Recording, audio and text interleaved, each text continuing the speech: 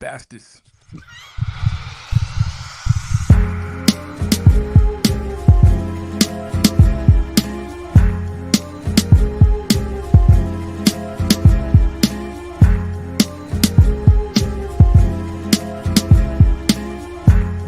Damn it, Leo, you got me. String beans. String beans.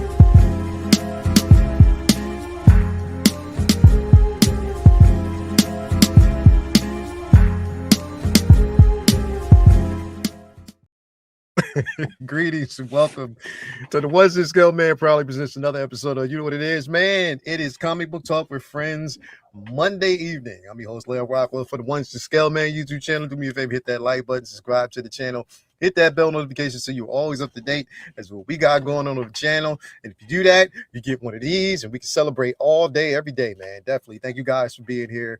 Love y'all. It's going to be an incredible evening of conversation here. Probably some angry conversations too, you'll see. But we'll get there in just a few moments, man. But I'm definitely not here by myself. I got my brethren in here with me on board. We got Prop Wiz. What's going on, baby? Yo, living life, man. Here, you know what I'm saying? Just living the life of a rap star, man. Trying to just get out there, man. Sign some autographs, man. Pass out some albums. Get paid. You know what I'm saying? This point zero 0.005 cent per stream. It's working out, baby.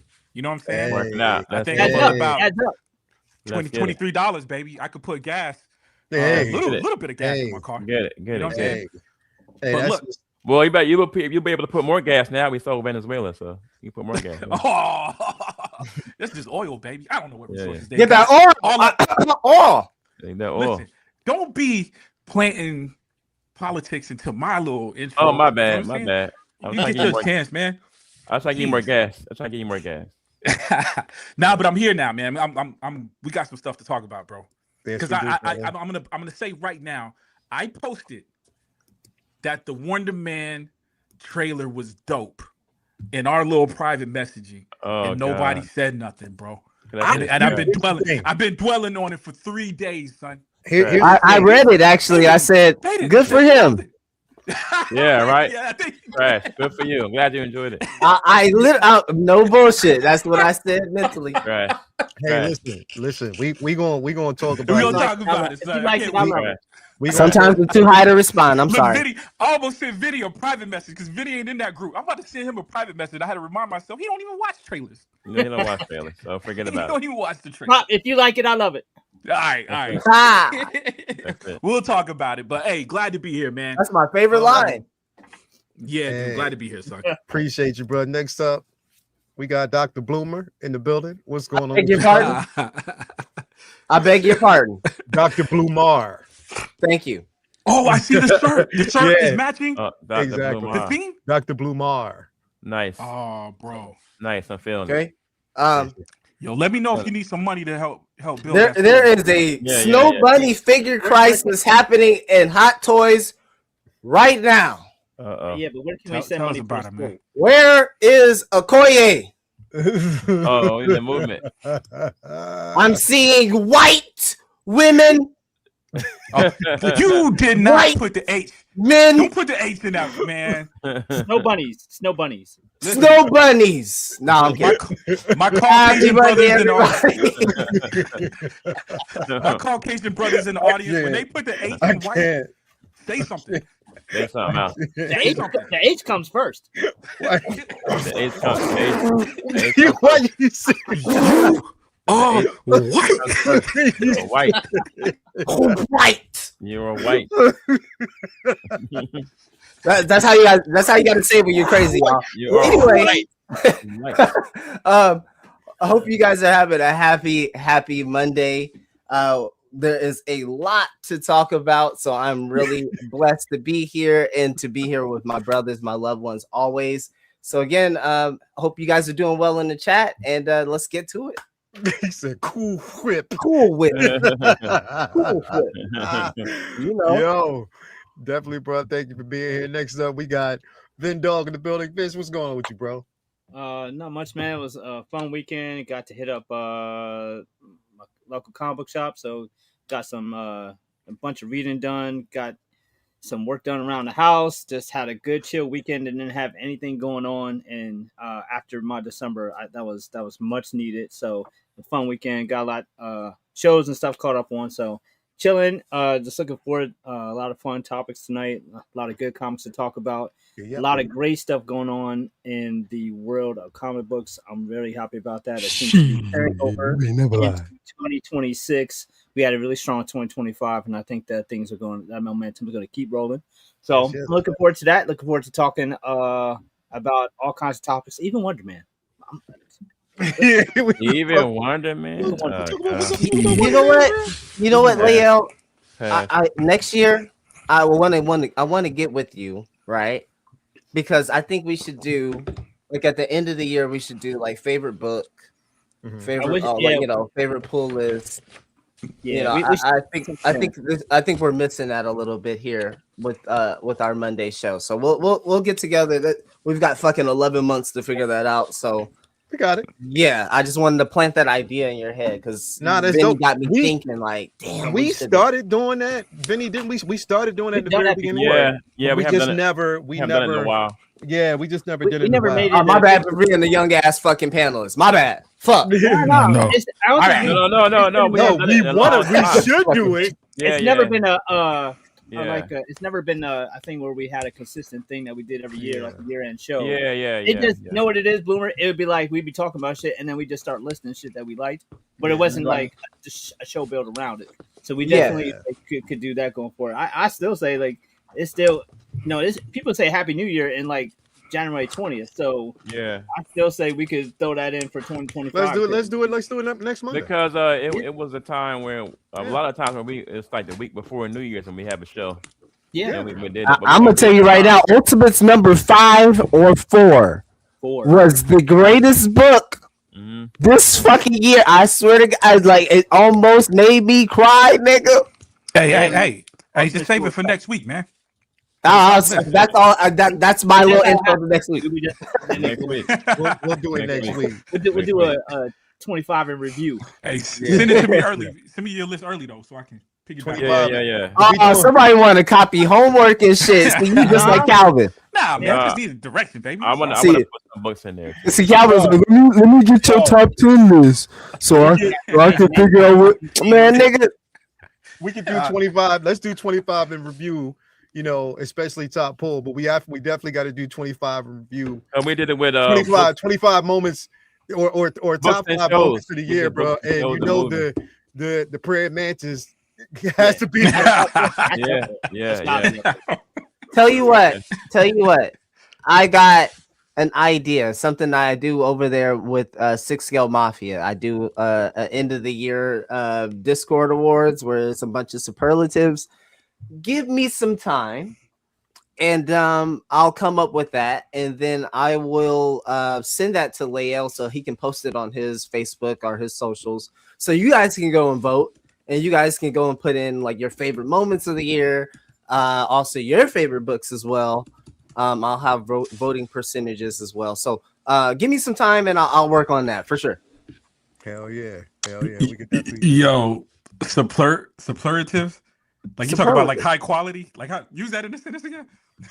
So like when in the year that I graduated, people voted on the senior superlatives, which were awards that were given put into the yearbook. So of course, what award did you think I won? Class clown. Of course. Oh yeah, they were still giving that in high school. It's just only award I probably was going to win. You would get that. Yeah. That's a good award though. Yeah, of course. But definitely thinking about that, Leo. But okay. I don't want to stretch things out too far. Go ahead. No doubt, we can do that. We can definitely do that. Last but not least, we gotta tell them why you mad, son. Jedi Kid in the building. What's going on with you, bro? I'm gonna be cool. I'm not even gonna go off like we did backstage, but I'm just happy to be here with y'all. It's good to see y'all, boys. I finally got my. Yo, so I thought that missile was a microphone, bro. You went too far, bro. Look. Oh shit. bro. See, I'm so happy. when I Box grow up, opening too, man. Box Yo. opening was dope, bro. when I grow up, I Yo, want to be thanks, man. Jedi kid. When I Bro. grow up, I want to be Jedi kid. I'm Is it- 31, are by those- the way. Are those all Man. customs? No, You this never is grow up. it's a You never grow HasLab, Hasbro. Okay. So Okay. Yeah, I've been waiting on this for, bro. Everything lights up. This shit is so fire, bro. This is one that I wanted. I had it as a kid, and have not seen this shit in almost 40 years, and I have it back in the house now, bro. I'm loving it, dog. This is. I have so many figures I haven't opened. I've been doing GI Joe shit like the last 2 months. Pimp Juice, if I may just interject for just a moment, because I think this is a really sweet moment that we have right here. Keep the camera on him. Yes, Vinny, how does this feel when you see your artwork on someone's wall? It feels it's hard to explain because when I talk to different people about art at shows and different people in real life about my work, I'm always thrown back to when I was a kid looking at artists at cons and other people's art. And I always thought that when I'd be doing shit, I'd be the only one to see it. And that was always good enough. So to see other people not only appreciate my art, but take their hard-earned dollars and take their time to grab a piece or to send out for a piece, it's a very, very special feeling. And it's also an enormous feeling of support, because a lot of us see people we know do different things and try to go out of our way to make sure that we're sending love to each other and supporting what each other are into without them having to be someone famous that we don't know. And we see that all the time. Like, there's people who who you've grown up with, who will not give you a like, a share, not a happy birthday or nothing, and then they'll text John Cena happy retirement. Right. That's true. Right. What? Yeah. So I appreciate the love and support. It means more to me than I sometimes say. Bro, we appreciate the work you put in, dog. Like, you know, we definitely appreciate you, dog. And then that's special to me because of how the hell I had to go through to get it. We knew the story. I knew it was gonna come back up. I'm gonna be good. This Boomer set you up. He knew it was gonna come back. I tried to at least make it sappy before we got to that point. You know what I'm saying? Nice and sweet. It's a tale. It's a tale of two sides. Yeah, it's a tale. A tale of two cities. I'll let it go. I'll let it go. It's a great story. But you're the only person that says when you say I'm gonna let it go, it sounds aggressive. Yeah, I'm like someone like, yeah, I'm gonna let it go. Man, I've been a soldier. Passive aggressive. Yeah, he a jarhead for life, man. He gonna do what he gotta do. Cussing at me, jarhead. I'm just kidding. I'm a soldier, dog. Soldier, yeah. Anyway, but I'm glad to be here with y'all boys, man. It's good to be here with y'all, man. And I needed to calm down, so I'm glad we talked backstage. What you drinking on? What we got? We got Jackie D. What's up? I get some bourbon from downstairs. So you the bottle. Yeah. Go on. Bourbon. What? I gotta show you the one I got though. That's a decent one. Yeah, I've been doing Bombay Sapphire for the last month. Nice celebration and stuff. Bombay and lemonade, a little juice. Yes. You gotta get some bourbon in, man. Man, what kind of lens you got? I'm a bourbon ass nigga. Okay, but I'm taking my time. I'm taking my break. Okay, I got you. I'm gonna show you the bottle. I'm a bottom shelf ass nigga. Sometimes, I'll do like fucking what was that?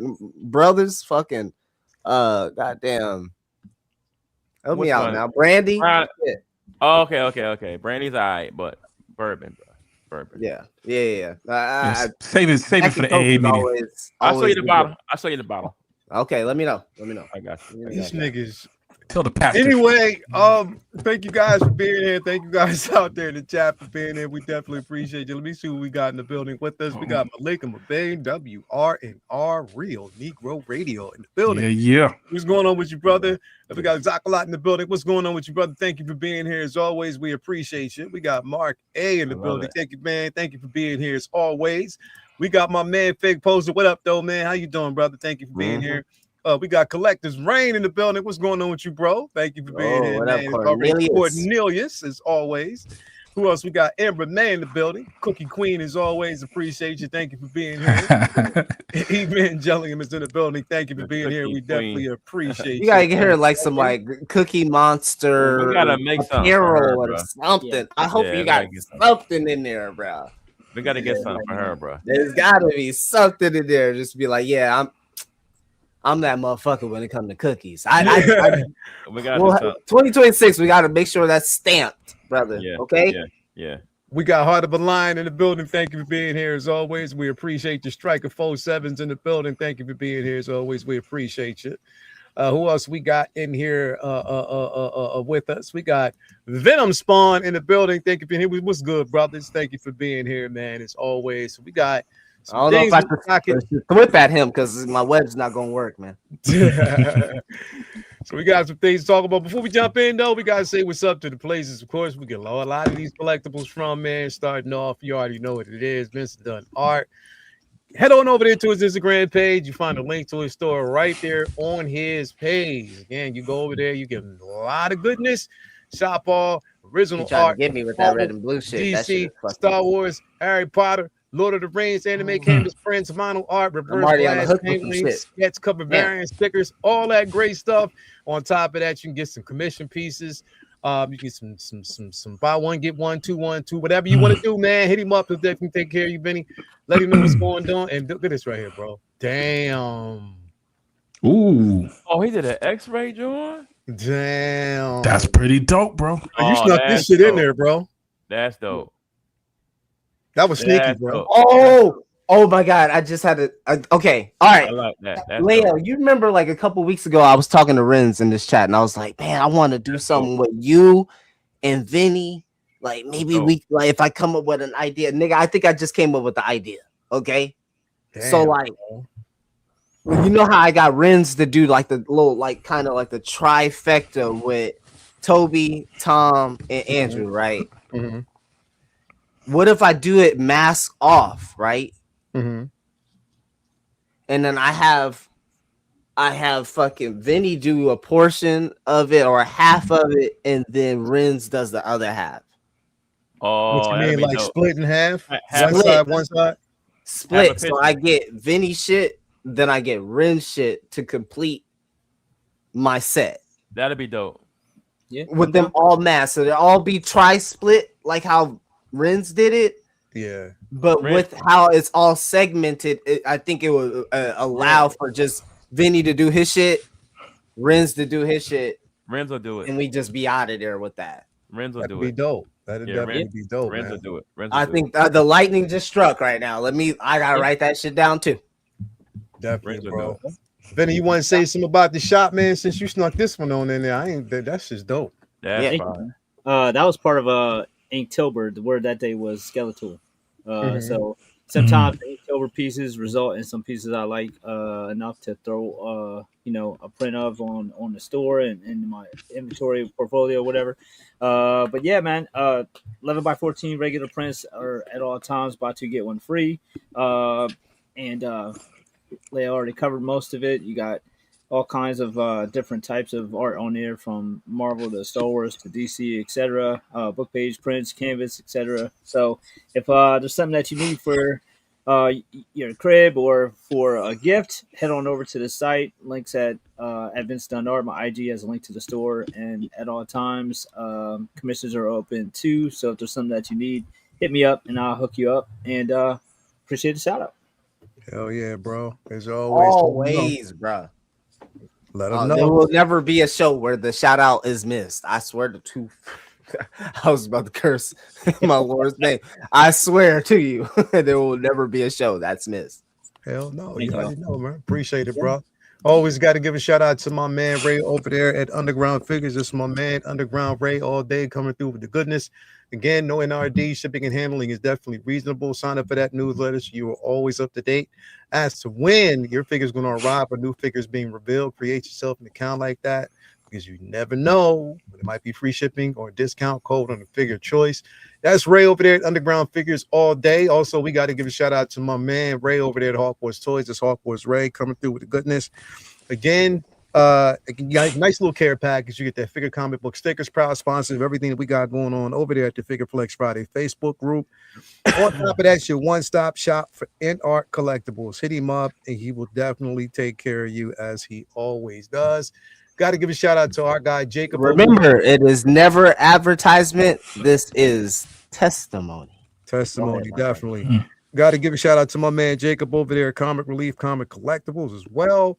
You get not just the actual figures, but you also get source material. You know, that's comics, especially if you want to know everything that you need to know about the characters of choice. Bro, I'm 3 years overdue from buying from Jake. I haven't bought from Jake. I'm sorry.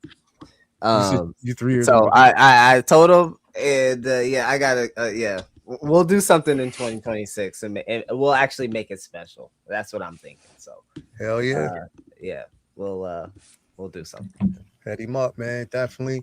Also, we got to give a shout out to Brian Wong over there at Modu Case, Modu Space. If you're looking for an incredible display option, I have the mono. But if you're looking for a display option of choice, hit him up and he'll definitely take care of you. Last but not least, got to give a shout out to Tina Cruz, El Deluvio over there on Instagram or Facebook. I'm telling you, if you're looking for a great display option that you can't find, if you're looking for basically the best way to take your figure experience from here to there, hit her up and she'll definitely take care of you as she always does, because she's good for it. She's good, folks. As always, I won't basically get you over to somebody that's not going to take care of you. And she is definitely someone that will basically take care of you and give you everything that you actually need. So hit her up. She'll look at this, man. Look at her latest. She did that Harley Quinn. That's dope. Yeah, so she's definitely doing a great job with Speaking of, that's probably creeping on us, bro. You think so? I think that and Nice Pool. You think so? Yeah. Remember that list, bro? That list is like fucking Jordan numbers, like 6%. Like it is so accurate at this point that we should just take it as face value. So like, yeah, that's what I'm thinking. Those last two figures on that list. Remember, Savage was on there. X23 was on there. Yeah. Like, yeah, almost everything that we've got in the last 7 drops have been from that graphic that we got like October. Yeah. I mean, if they do, because here's the thing. Also, we're looking at a lot of the delays as well. And if the funny part about it is when they start delaying shit, it's Sideshow delays. That means that shit is inbound, bro. That shit is inbound, bro. Like when they start delaying shit, that means That's my new rule. When Sideshow's delaying in mass, wait for that ass in 7 days. Yeah. That, like, literally, within 7 days, you might get a fucking blogger photo of that same figure that was delayed, because they know some type of notification. Like they'll send out a notification to basically let you know that it's coming. Yeah, today was another drop apocalypse. If you checked your inbox today and you didn't see anything, you were one of the lucky ones, because there is a lot of people getting hit up with multiple things because they ordered multiple things in the same quarter that are hitting them at the same time right now. So be careful. Payment plans are there for a reason, y'all. Make sure, because they coming for your money. Real quick, I want to go into this. Now, of course, right now we have official news that, and let me just make sure I'm saying this guy's name right. His name is Lars Edinger. Lars Edinger, or he's basically playing or going to be playing Brainiac in the upcoming Man of Steel or Superman Man of Tomorrow. So, I mean, I don't know anything about this dude. Does anybody know who this person is? And basically, okay, so he's from, I think they basically said he's from, let me see, what movie was it? Or what show is it? He's a Berlin actor, number one. I'm trying to see what he basically played in. He actually appeared in Babylon. He's been in a couple of different, also The Light We Cannot See. So he's been in a couple of different movies, but I still don't know who this dude is. But Not far from a household name. You're like one of the Coneheads from Saturday Night Live. yeah, if anybody out there knows, pretty oblong. but I mean, you know what we gonna say, Prop? Yeah, he's weird looking. I mean, I think that goes. It's a positive thing when in terms of like you're casting for a Brainiac. No, This is true. Brainiac head ain't like that. I mean, Well, we live in that's 2026. Bruh, That's a you high know, level. we can make that I stuff. see him. I look at him and see Wilson on the side of his face. Hey, His head like a football. yo, Wilson. hey, that's next level hating, yo. Brother Word, don't want this bruh. movie to happen so bad, yo. His head doesn't have the right shape. Nah, Not like for an Brainiac. like a football. Called him Stewie from Family Guy. It's fucked up. I mean, He's got hair. Yeah. let's see if we can find. Imagine him without it. I would just have to see his acting chops and maybe compare that to what we know as to what we can see his range in terms of what a Brainiac can be. Maybe he is a very obsessive, Bruh, almost like a computer-like. He looked like he can read minds. like a kidnapper. Yeah. Here's what I say, bro. It's not what a Brainiac's power. Yo, he man. can't go 2 miles near school. Yeah, earlier I suggested you drink alcohol, That's but messed up, don't man. go downstairs. Y'all Right, going, right. y'all are This going guy, in those this guy is things a and we don't human even. being, Bruh. man. We're Here's destroying what I'm him. Don't saying. even Wait. go Here's Stay what up I'm gonna here. say. I don't trust Here's him. what I'm gonna say. Here's what I'm gonna say. We haven't seen this dude yet, but I will basically say this: James Gunn has Serial not killer? failed people when it comes to casting. He hasn't failed people yet. Like in my opinion, when he picks people correctly. So what I'm saying is, I don't know who this dude is, but I'm Hey, just Jay, glad Give him finally that growl again. they are picking out somebody He that's. said, Hold on, man. Let me get this out, bro. Shut the fuck up. Damn. I'm sorry, boss. I'm sorry, boss. Yo, it wasn't me this time. I ain't do nothing, bro. I'm just growling. Man, He growled, yo. Mm. listen, man. Like we don't know who this dude yet. We don't know who he is. So I'm just saying we have to wait. And I don't know. I've never seen him in any show, but I'm just saying James Gunn hasn't failed yet when it comes to casting. Say what you will about Superman. Corn Sweat did his thing, bro, as Superman. I think his personality kind of shined through. And on top of that, in my opinion, they picked the best. Lois Lane was dope in that movie, bro. I think her personality shined through as Lois Lane. On top of that, Mr. Terrific, they did a phenomenal job with that. Perry White, of course, you can't go wrong with, you know what I mean? So I think they did a good job in that particular space. So he might be another one based on his acting chops, based on the personality. And again, when they're picking these people, always keep in mind they'll actually have readings. They'll have them go up against it to see who is the best person if the chemistry is basically there. And I'm pretty sure they got all 3 of them in the room. Had them sit down, had them read against each other. You know what, Leo, you bring up a good it. point because nobody is amongst the discourse in terms of people who hate the film, dislike the film, like the film, or love the film. I haven't really seen much discourse in terms of even when these people were casted as like, oh, why are they here? Or why is this person? Maybe you can convince me on like Nathan Fillion because of the Guy Gardner type of dynamic. But I would argue back against that because it's just like you guys, most people don't really like Guy Gardner. He's designed, for the most part that I know, he's designed to not really be liked. So but for the most part, in terms of wherever you fall in terms of that movie and James Gunn's universe as a whole, I never really heard much about the knocks on casting and seeing people just knocking the casting. So that's one thing I will give him straight up. Is like I believe these actors being these characters. Yeah, that's the thing is like because I watch. Well, of course, if you got HBO Max, they're playing Superman pretty much every day, or at least twice a day. Like they're playing that movie, so you're forced to watch. They do a watch. streaming thing like Disney Plus too. Yeah.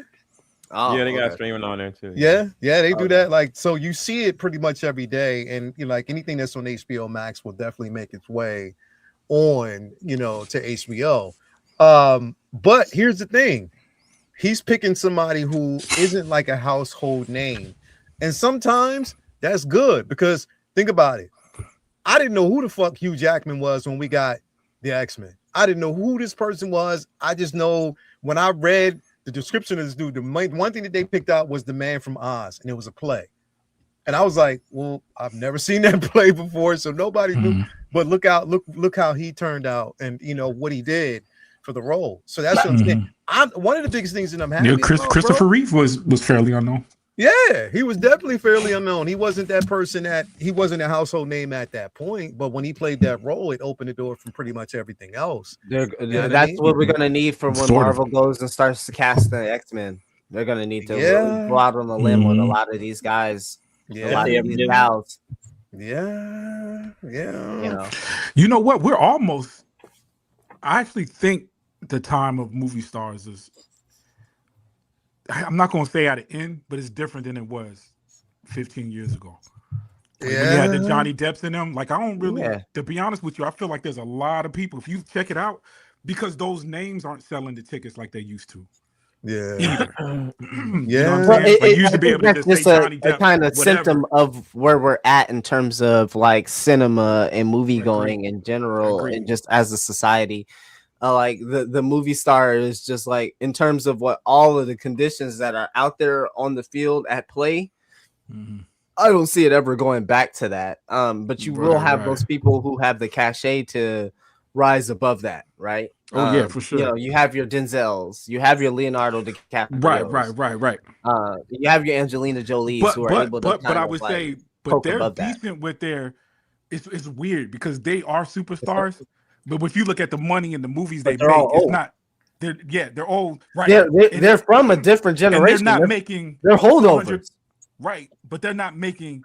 If you look at the box office, they're not making a ton of movies when you compare it to a Samuel or a Robert Downey Jr. You know what I'm saying? Like it's respectable for what it is. They're making smaller.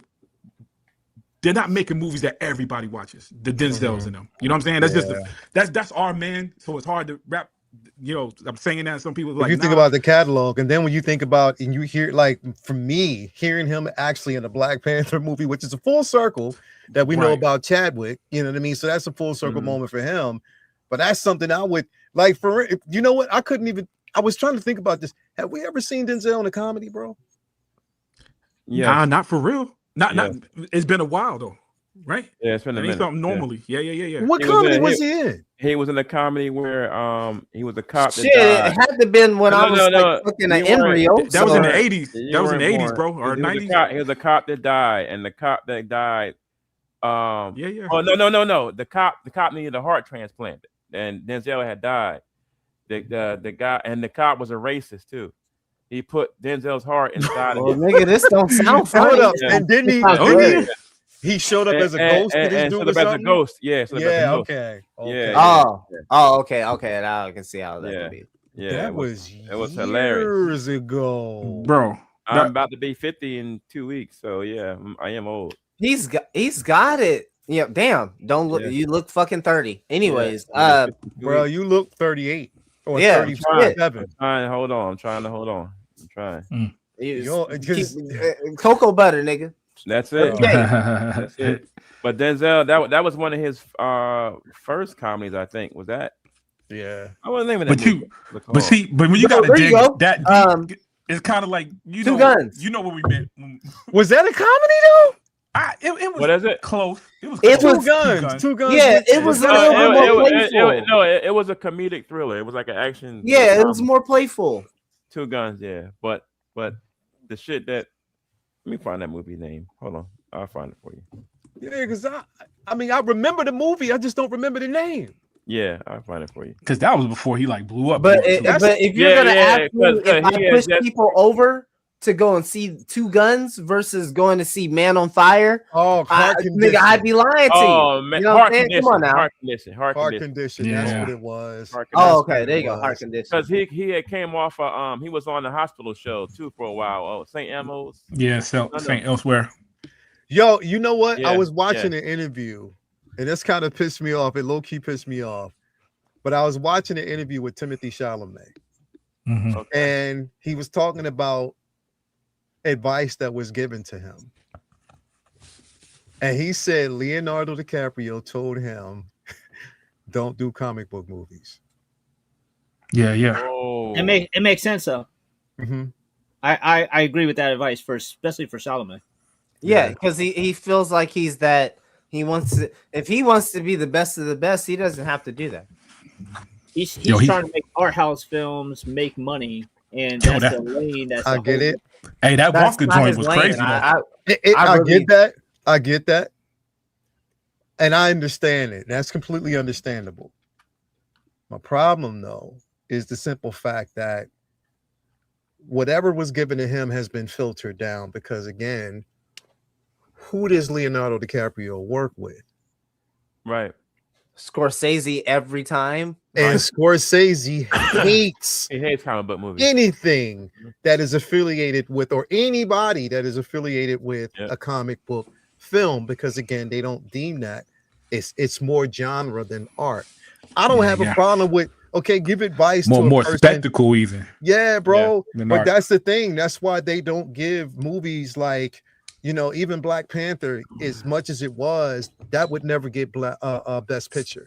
That's why when you basically look at a movie like Dark Knight, and yes, Heath Ledger basically won Best Actor, but that film would never be, you know what I mean? Like it's like they have It's like what stigmatized pick and choose. comic book movies. Yeah, It's bro. what do these clowns think that these directors are doing when they're making these comic book films? Like Well, this shit is art. This shit is. but you gotta they're doing be art. honest.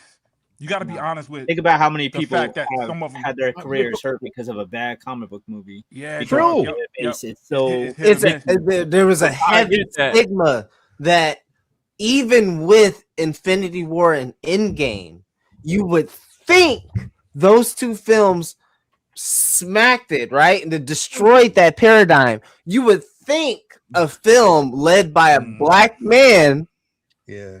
that made $1 billion would destroy that paradigm, but yet it still persists.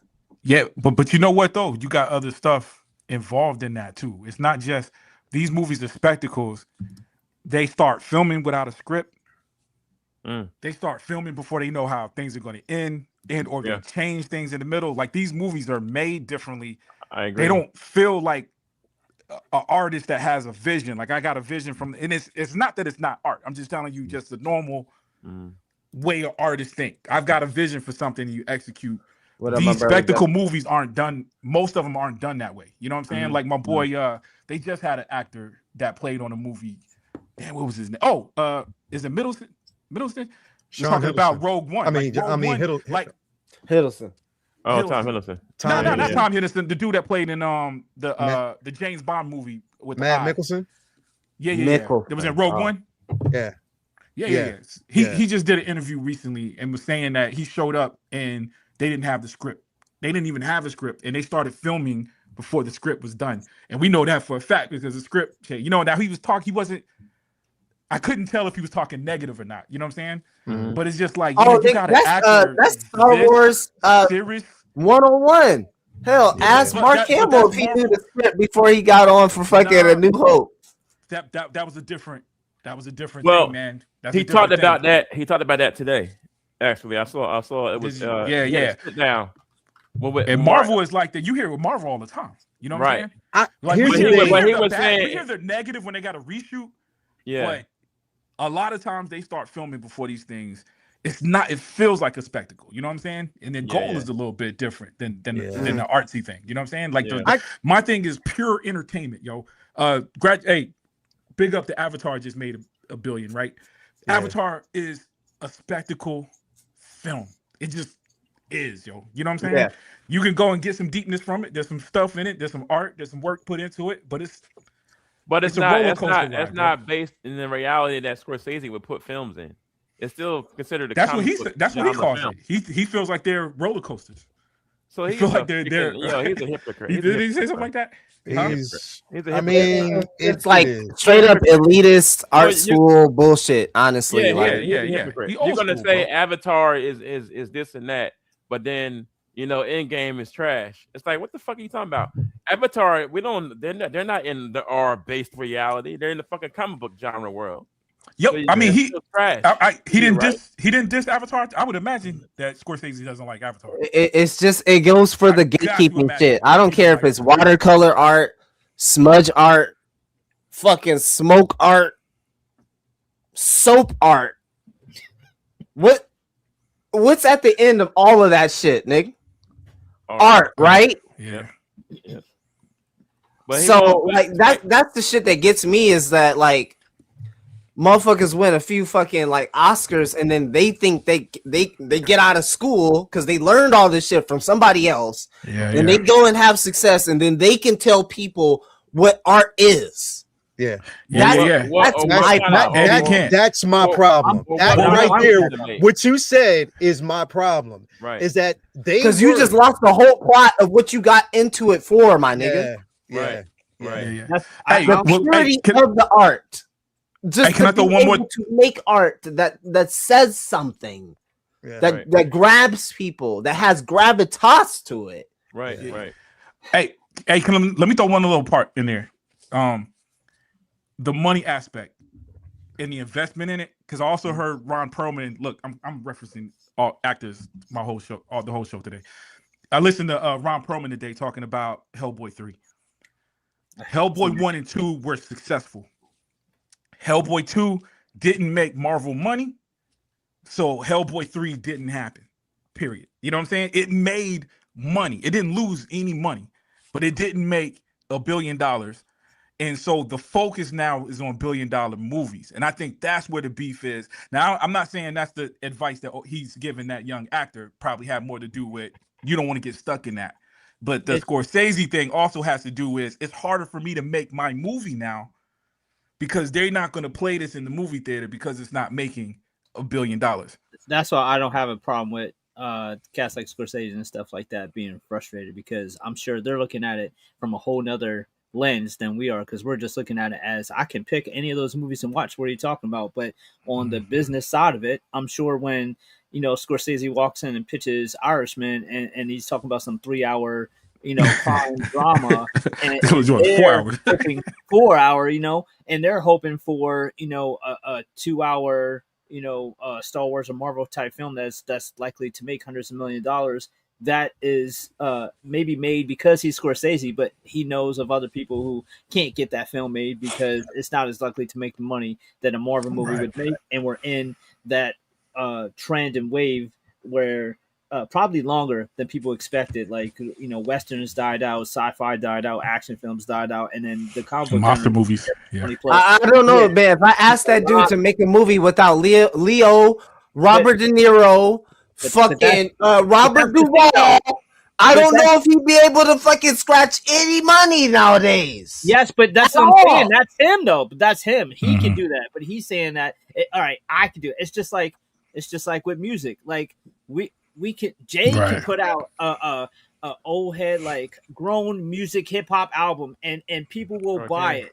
But a new artist coming out of nowhere can't put out a old school boom bap hip hop album and it make the same money or get the same play as a Future or Drake record because the culture has moved on from that to a degree.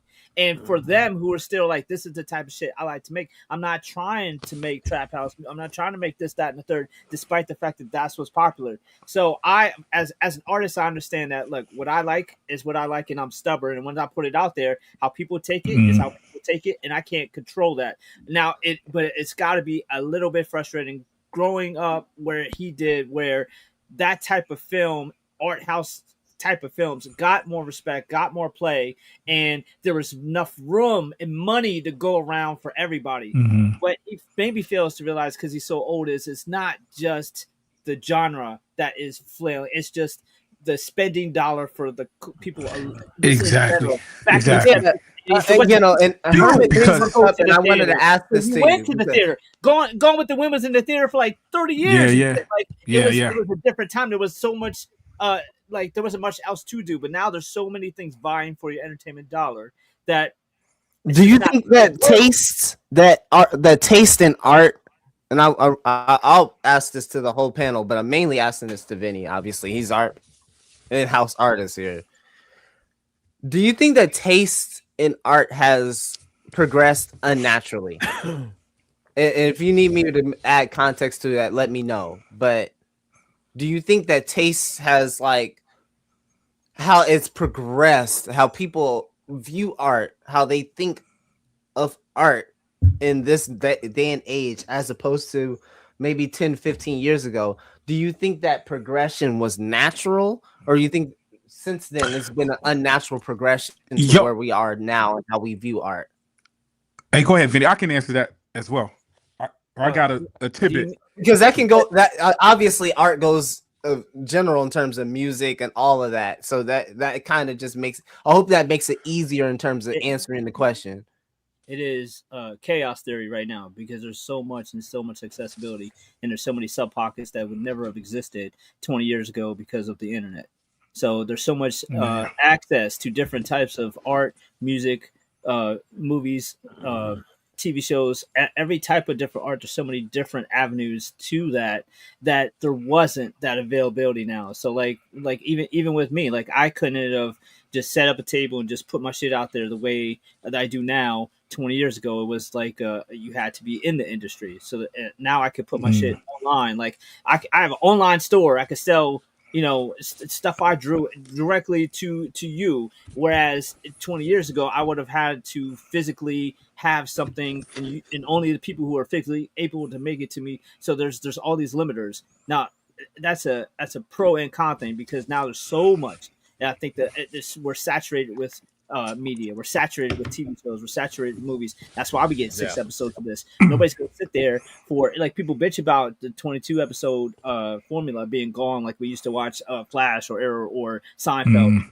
And now we get 6 or 8 episodes of a season, and then 2-3 years off. It's because people wouldn't sit there and watch 22 episodes of Stranger Things. They'd be like, this is a episode that had a more fleshed out story of Will coming out. People would have been bitching because it's not fast enough. So that 20 minutes that people are bitching out, imagine if they revolved a whole fucking episode around that. So yes, it's completely evolved. It's completely, I think, out of the control of people control, and I think it's taken on a life of its own, and that has brought many good things. It's gotten a lot of people to get their stuff out. There's so many artists who've got their music out that never would have got it out if they had to do it the old school way. And I think there's so many movies and TV shows, comedians. Just think about Drewski or other comedians who put out skits and that are household names to younger people who never would have got a TV show because of all the things you had to do. Like you look at Patrice O'Neal, and he died too soon because if a Patrice O'Neal was alive today, he would have been a beast boy. Straight to internet,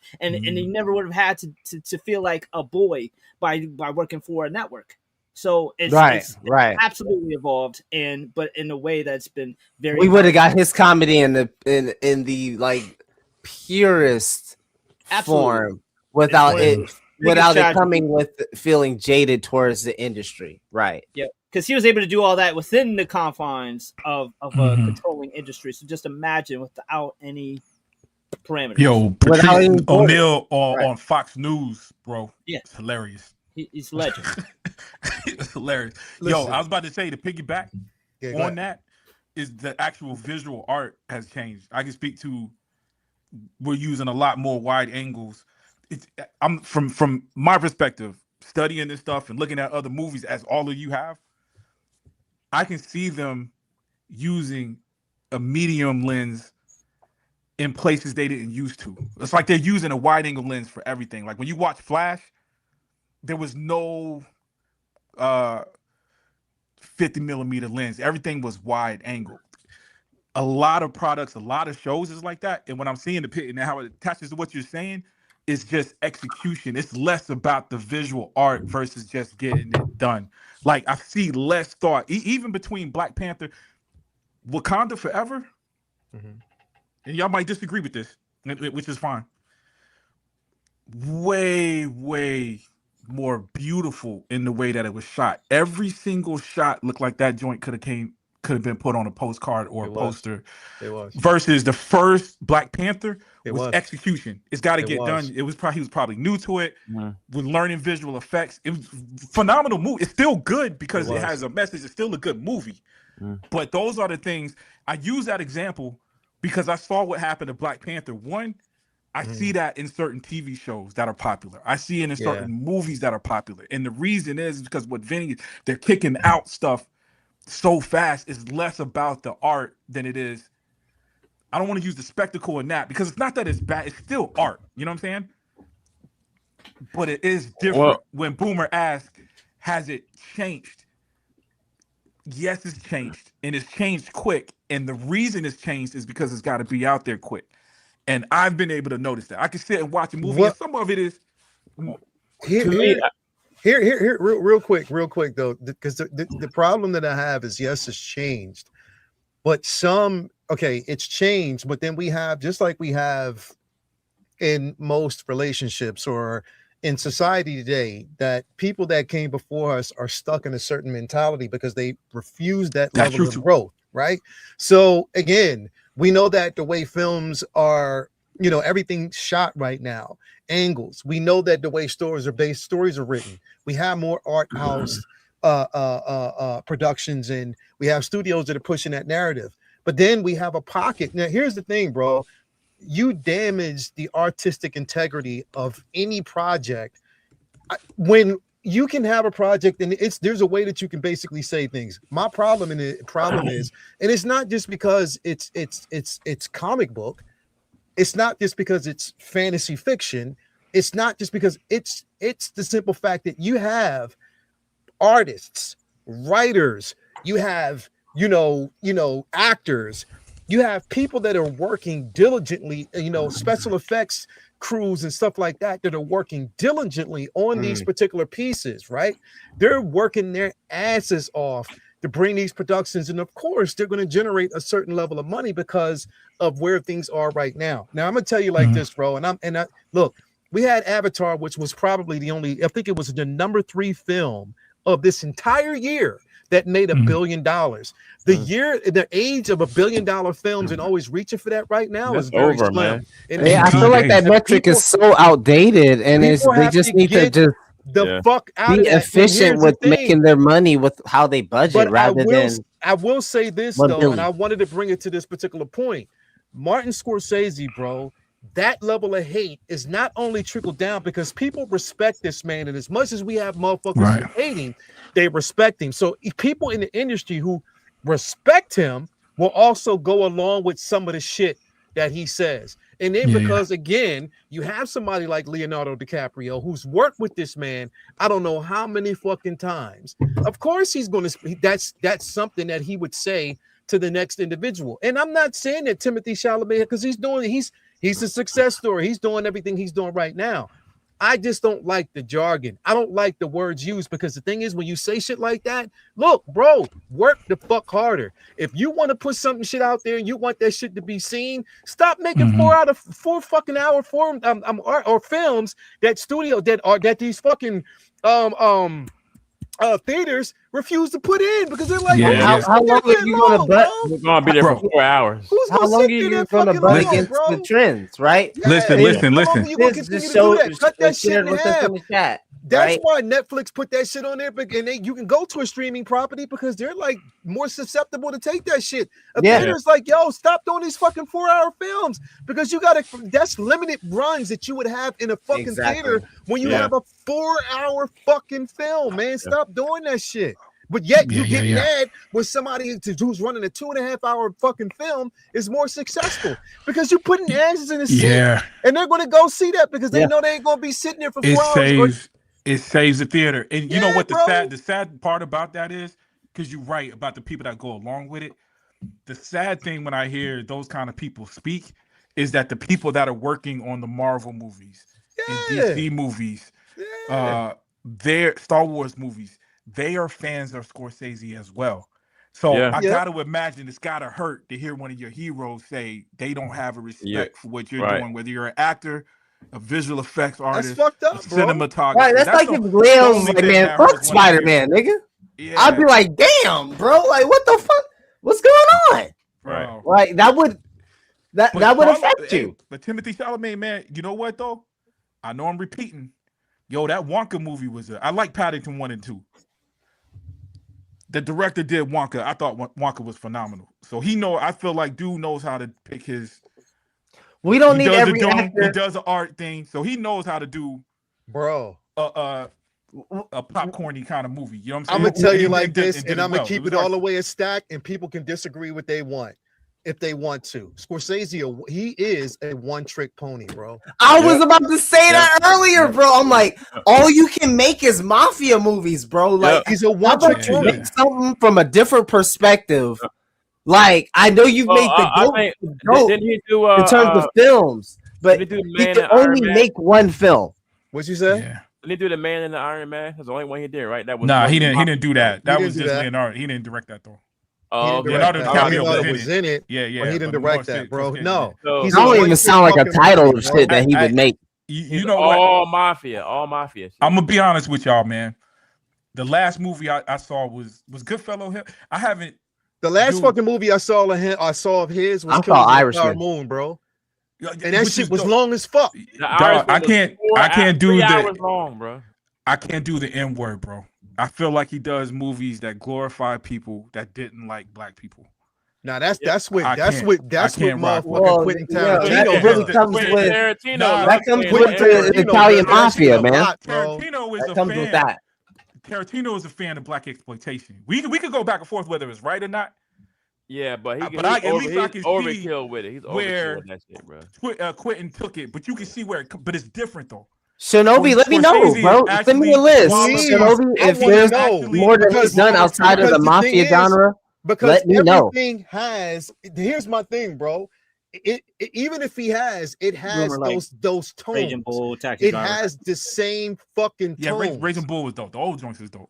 But it's the tone. It's not even about mafia. It's the tone. Yeah, it's the same fucking tone and the same rhetoric throughout the entire film. And look, I'm not saying that the films that he does aren't good, because they are. Yeah, bro, the GOAT. He's one of the GOATs. He's a one-trick pony to me. He never steps out of his spot. He does. Oh no. Hold on. I do love The Aviator though. Oh my god, dog! Aviator is one of my favorite movies.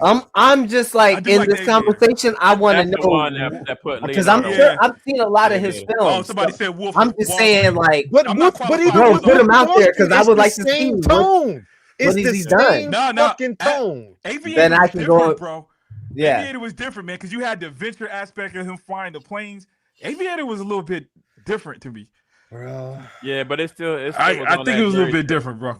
Especially when he started going crazy in that. I think Leo, you're not wrong in terms of the fact that he does have a specific style and he sticks to that style. Right. Overall, that's what I'm saying. He sticks to that, and the thing is, it's noticeable. It's.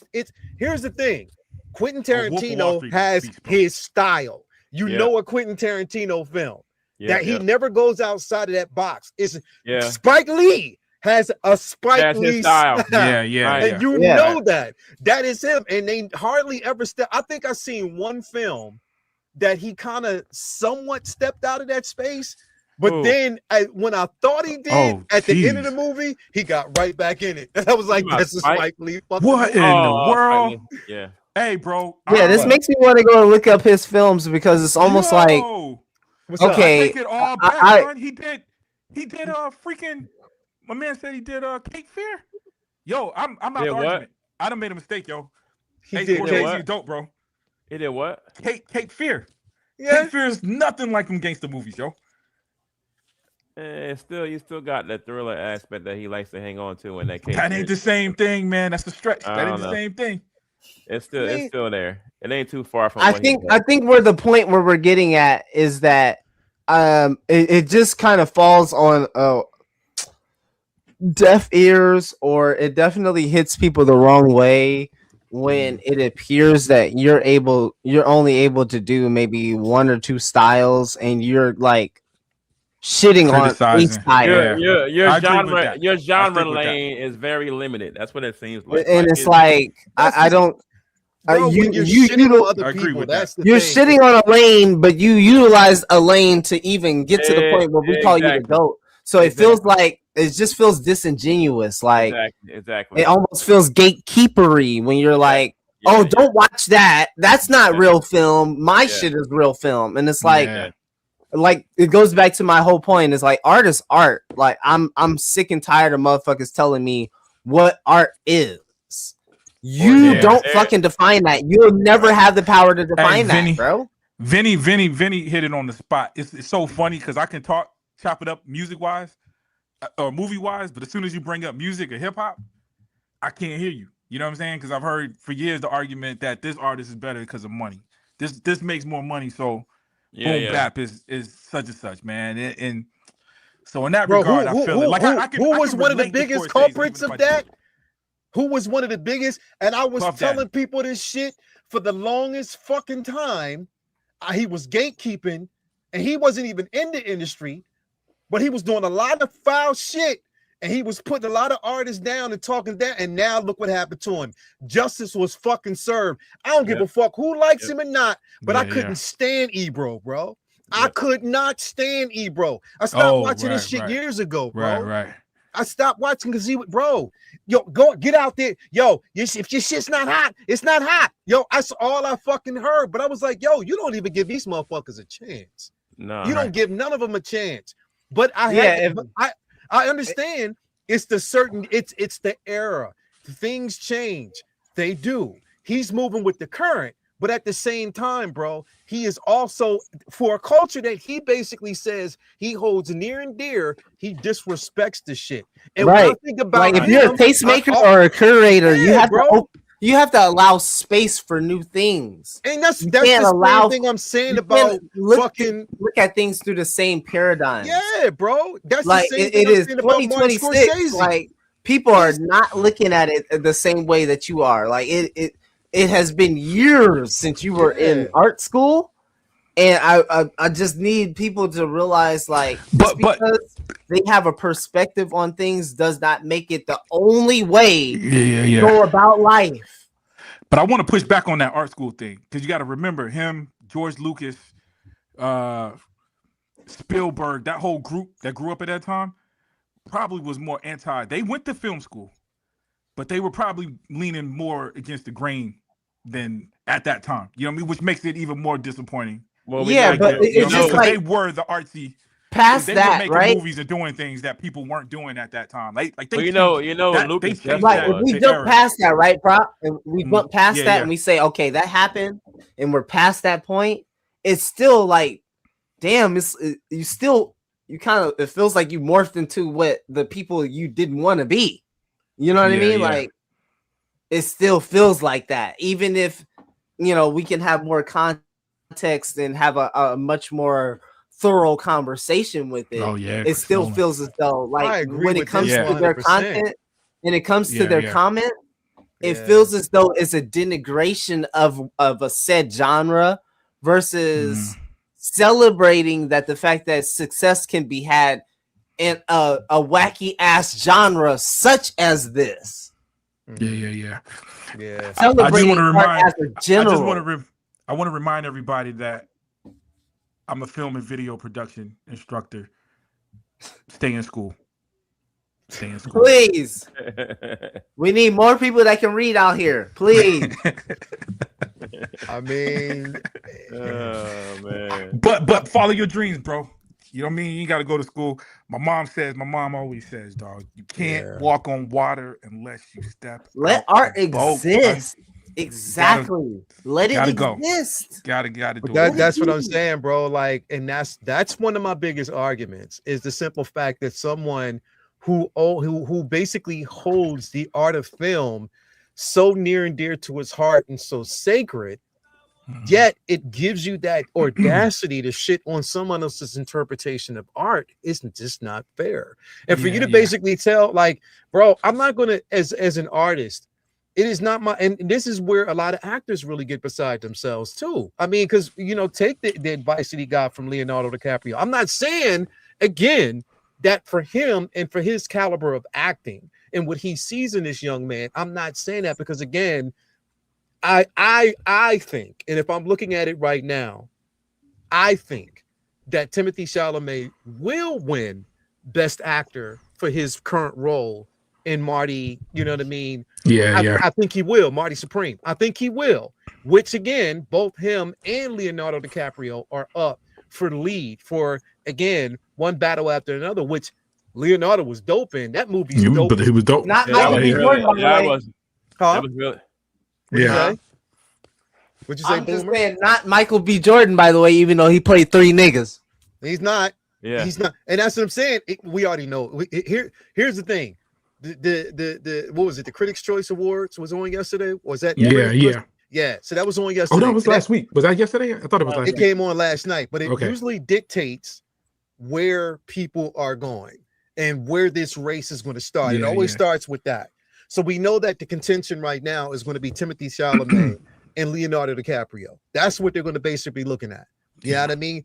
Best original film score, film whatever is going to go to Ryan Coogler. We already know that. Yeah, You know what I mean? yeah. That's basically where that's going to end up. So I see that happening. But again, Timothée Chalamet might win that award. Granted, that's fine. He's been in Dune. He's been in, he's played so many different Boy roles. putting that and work in. Yeah. He's putting that work in, and he's definitely showing his range. And he's a Like, fan of cool. he's a fan of film. He's a fan of film, and he's also a fan of genre film.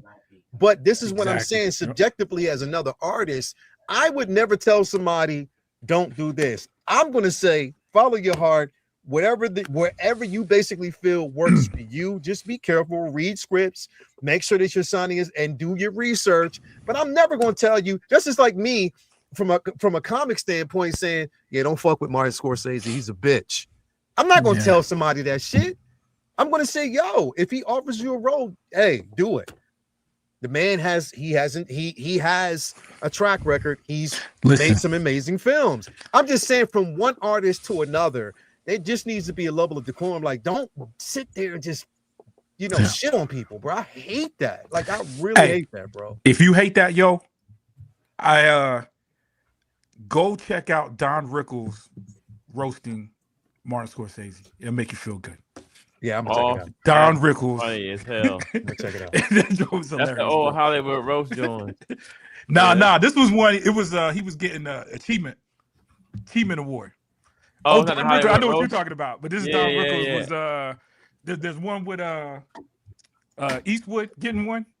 Oh, Don word. Rickles got into him, okay, and then but there's okay. one with Martin Scorsese. Boy, it was I'll watch that after I consume my daily roasting of Joe Rogan. Right. All right. Next up, I want to go into this real quick. Definitely want to talk about the artist of the week. Definitely this man, Sanford Green. Benny, you should know who this is. You already know. Bitterroot. Boy, if y'all ain't read Bitterroot, yuck. If y'all ain't seen the art in Bitterroot, yuck. Power Man. Power Man. About Bitterroot and not reading it. Bro, exactly. My black card away for like 30 minutes. You haven't read it? I haven't read Bitterroot. No. Bro, I'm not gonna take it because there's a lot of people that haven't read it. I'm just fortunate enough to read it because, like I said, actually, I think it was Vinny and Toya put me onto it, and I read it since then. I'm like, yo, this shit's actually incredible, bro. Especially how it's passed down. I think it's absolutely fantastic. But also, he's responsible for some great. He's done Fantastic Four. He's done, Miles. Did some Miles stuff. He did some Miles as well. Iron Man, Power Of Fist. He's done course. some of that. Power Man, Iron Fist. He's done that. He's done a couple of different things, bro. So he's definitely and I love his art, bro. I love his interpretation. I love the stuff that he actually does. He's sprinkled around in the Ultimates, especially their covers. Yes, he is. He did, if you remember, he did a crazy wraparound cover for Ultimates not too long ago. Yeah, he's been around. He's definitely inked some Spider-Man covers. Yeah. He did a Spider-Man run that unfortunately was happening at the time where Mark Bagley was in his fucking bag, and I wasn't reading that shit, bro. I was reading Ultimate Spider-Man with Bendis and Bagley. Like, I'm sorry, everybody was getting caught up with that. But yeah, he definitely. What was that? It was like like I forget the name of it. Like it was like it had like a red border at the top and shit. Like Benny, you may remember he did like Marvel Knights. Say it again. Was it a Marvel Knights title? I don't remember. It wasn't Marvel Knights. It was a specific Spider-Man title, and he ran that. Oh yeah. He ran that from like I was like a sophomore in high school, and that was going on. Yeah. So like 09 to like kind of Marvel now Action 22. Marvel Action Spider-Man. Yeah, it was just like an off kilter, but his art on the covers were always grabbing and fantastic. If you weren't like hip to Bagley, you would get caught up in his covers because it kind of almost like in a sense of like in the same vein where it's just like taking creative liberties, and also being very vibrant in terms of the intention when it comes to character design. So again, I've always appreciated the covers that he's done, especially making it full circle when it comes to the ultimate line and seeing his Ultimate covers. Wolverine. He's also done Absolute Wonder Woman. Like he's done Yeah. a couple of different things, bro. Like Yeah, he likes big. to jump around. He doesn't like to be too boxed into things. So, and especially that's the more that's the modern inker nowadays, right? And the modern cover artist is they're almost like a mercenary, where you'll just see them everywhere. And there's really doesn't matter. And that's kind of the reason why I like Chichito, because you've seen his stuff in different places. But I do want to say, like, even if we don't shout this out, it was just something I did to come to my mind. I do want to shout out Image Comics this year. I didn't read a whole lot of Image Comics, but they did make a lot of great stuff this year. And I know that DC took a lot of I won't say a lot, but a decent amount of their market share this year. But they still had a great year in terms of the titles that they put out. It's just the whole Absolute line was just so like popular. It did take a lot of eyes off of the Image comic and what they were able to do this year. But this I'm just so appreciative of seeing Black artists not only just existing in the industry, but also being major players and people that fans clamor for their art. And that's what you see here. It's just a lot of great art. Poppy takes a lot of creative decisions that are almost every time seems to be a great decision. Vinny, I'll let you take it from there in terms of that. Yeah, he's becoming a superstar, and it's been a minute since we really had a Black superstar artist. Like most of the most popular Black artists are more what you talking about? We got you, nigga. and published comic book artists, man. Milestone was the last time you was really hearing Black artist names ring out, and even that was kind of a niche circle. And we're seeing this man merge hip hop and with his art too, in a way that kind of like a lot of other non-Black artists have done and capitalized off. Is Bitterroot independent, or is this through a publisher? It's indie.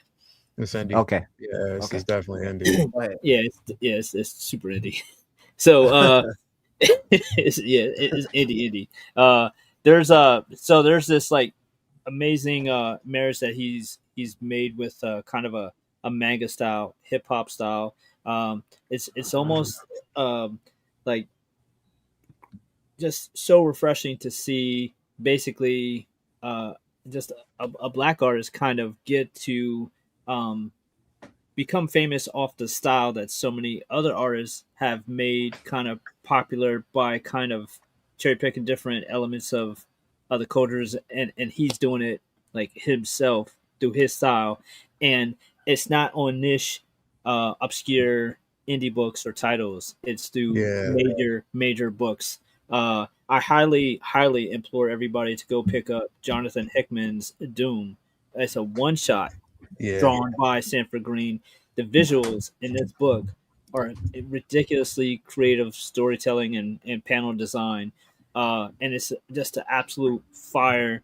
Dr. Doom story. He did the cover and interior, right? Yes, and he did the interiors too. So definitely pick up that Doom one shot. It's such a fun read. So good. He's also done. You trying, bro? I already know. Yeah, man. Trying. He's also done the recent Legend Has It comic with the hip hop stars with Nas and RZA. And, so he was behind all of those. Yeah, he did the Biggie and the Eminem shit. Right? He didn't do the interiors, but he did the character designs for the book and he did the cover. So I met him. I met him and talked to him about that at New York Comic Con. I got him to sign mine, and we talked. Wow, this is my Weebay moment. I'm just now putting all of that shit together. Yeah, I got a chance to artist alley, and it was so cool because I was like, "Yo, we've seen so many other people do the Marvel crossover, combo crossover with hip hop shit, and it's a lot of times it's just you know what I mean. It doesn't quite hit the way it should hit, and he does such a great job with it. He also now everyone on this panel is figure collectors. So he's also the person who collaborates with Concrete Jungle to do those Redman, Biggie, Nas, all that. So if you ever seen that Old Dirty Bastard, the Jizza, Outkast, like he does the character designs for those statues that bring up the Weebay picture, man. We just put that on there for a cool 2 seconds, man. Wow, you remember Weebay from The Wire? When he was when they was telling him in the rim shop, motherfucker snitched. Yeah, you making that realization right now. Yeah, he's absolutely incredible. He has a very expressive art style too. A lot of motion, a lot of kinetic energy, just super phenomenal color palette too. Always super vibrant, always lots of bright colors, contrasting beautiful inks. So he's absolutely one to watch for if you haven't got any of Sanford Green stuff. Like the titles that we brought up tonight, from Bitterroot to Power Man, Iron Fist, and multiple other titles where he's done a lot of cool cover art from.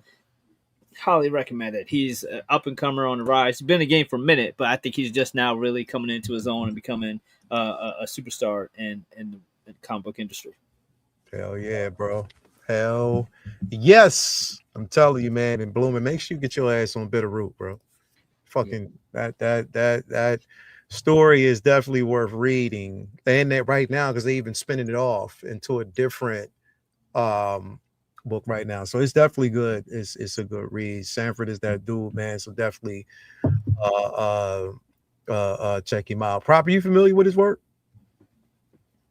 You're on mute, bro. I just ordered 4 volumes of that joint, dog. That'll be Bitterroot, son. Bitterroot, bro. Trust me, it is. Once you read the narrative and you know what it's about, you're going to definitely love it. I know you will. All right. I know you will. Yeah, it's dude. Yeah, but besides that, I'm not familiar. You know what? I'm looking at some of his art, man. Some of the stuff I've seen, man. The Iron Fist and Luke Cage stuff. This is some stuff I've seen, bro. I'm almost disappointed, man. A lot of the artists that we cover on here, I feel like I'm in a different time, bro. It's like it's artwork that I've seen, but I didn't take the time to research who they were. You know what I'm saying? And maybe because I wasn't collecting comic books as consistent, that I wasn't looking for the next issue or whatever. I think I've been collecting groups at a time when somebody tell me that this was dope but dude, I'm almost ashamed, bro. It's because they bounce people around so much. It's hard for people to make their name when it's so many artists in the industry now seem like just freelancers who do a few issues and move on, or even a issue and move on. It's not like it was back in the day where every artist was on a book for a year for a good minute. Yeah. So you get it to dig in. and get to really know them. Like a lot of times, it's like, especially now, like where a lot of cats are just doing covers, and they're not always the interior. It's just like, and then so their name isn't on the cover.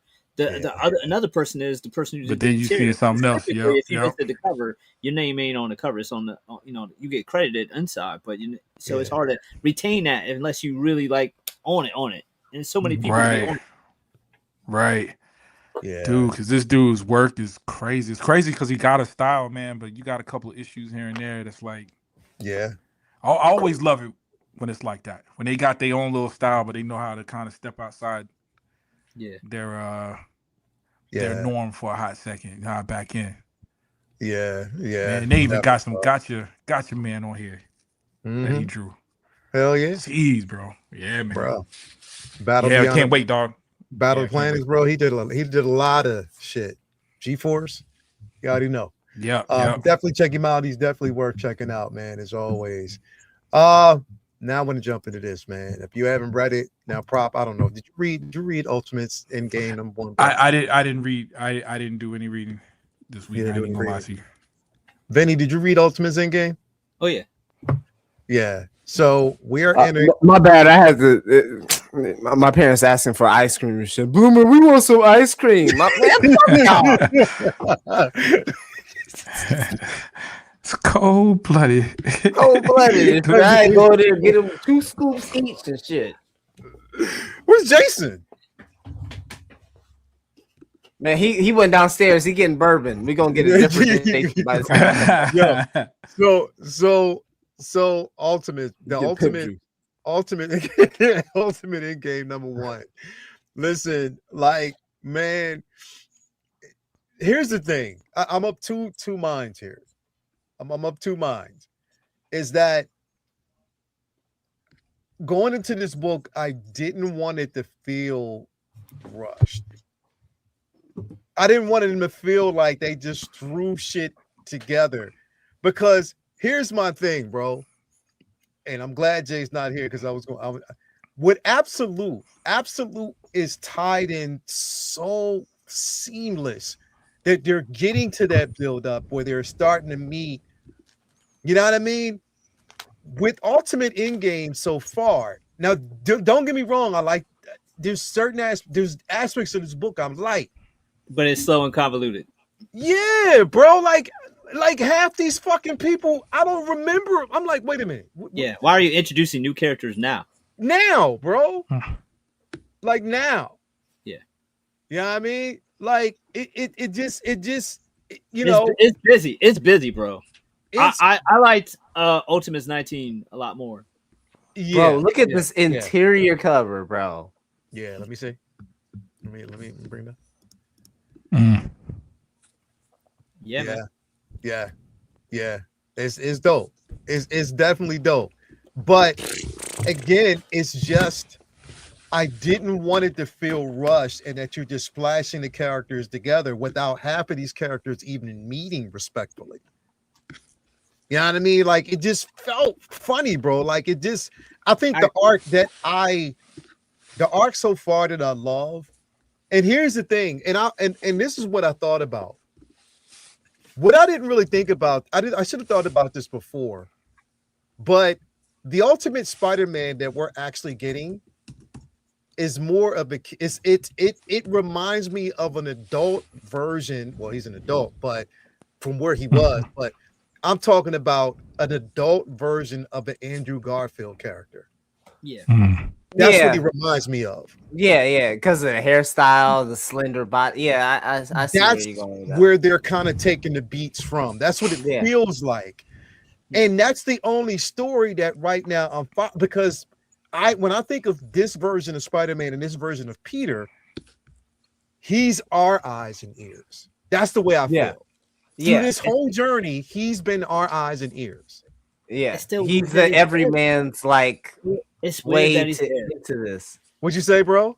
It's weird that he's even there though, because so you feel the same. You feel the same way. It's 5 issues. It's 5 issues, so I'm trying to be patient.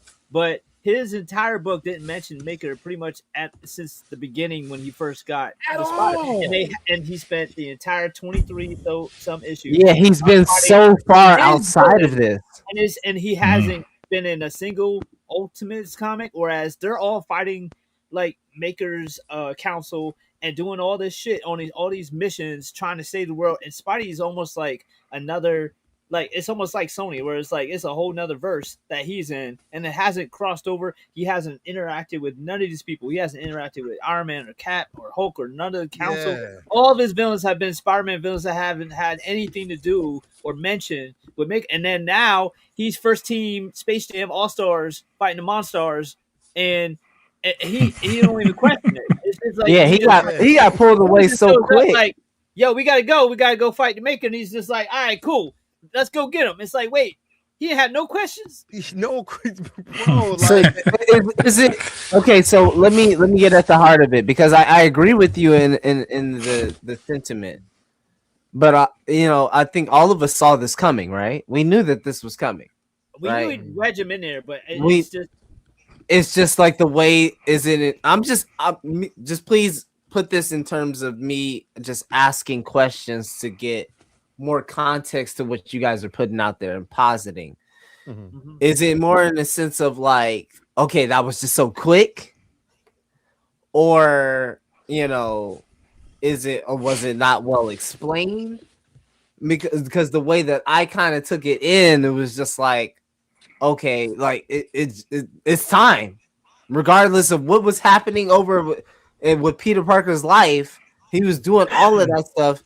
It's now time for all of this shit, regardless of what's been happening. It's time for this shit now.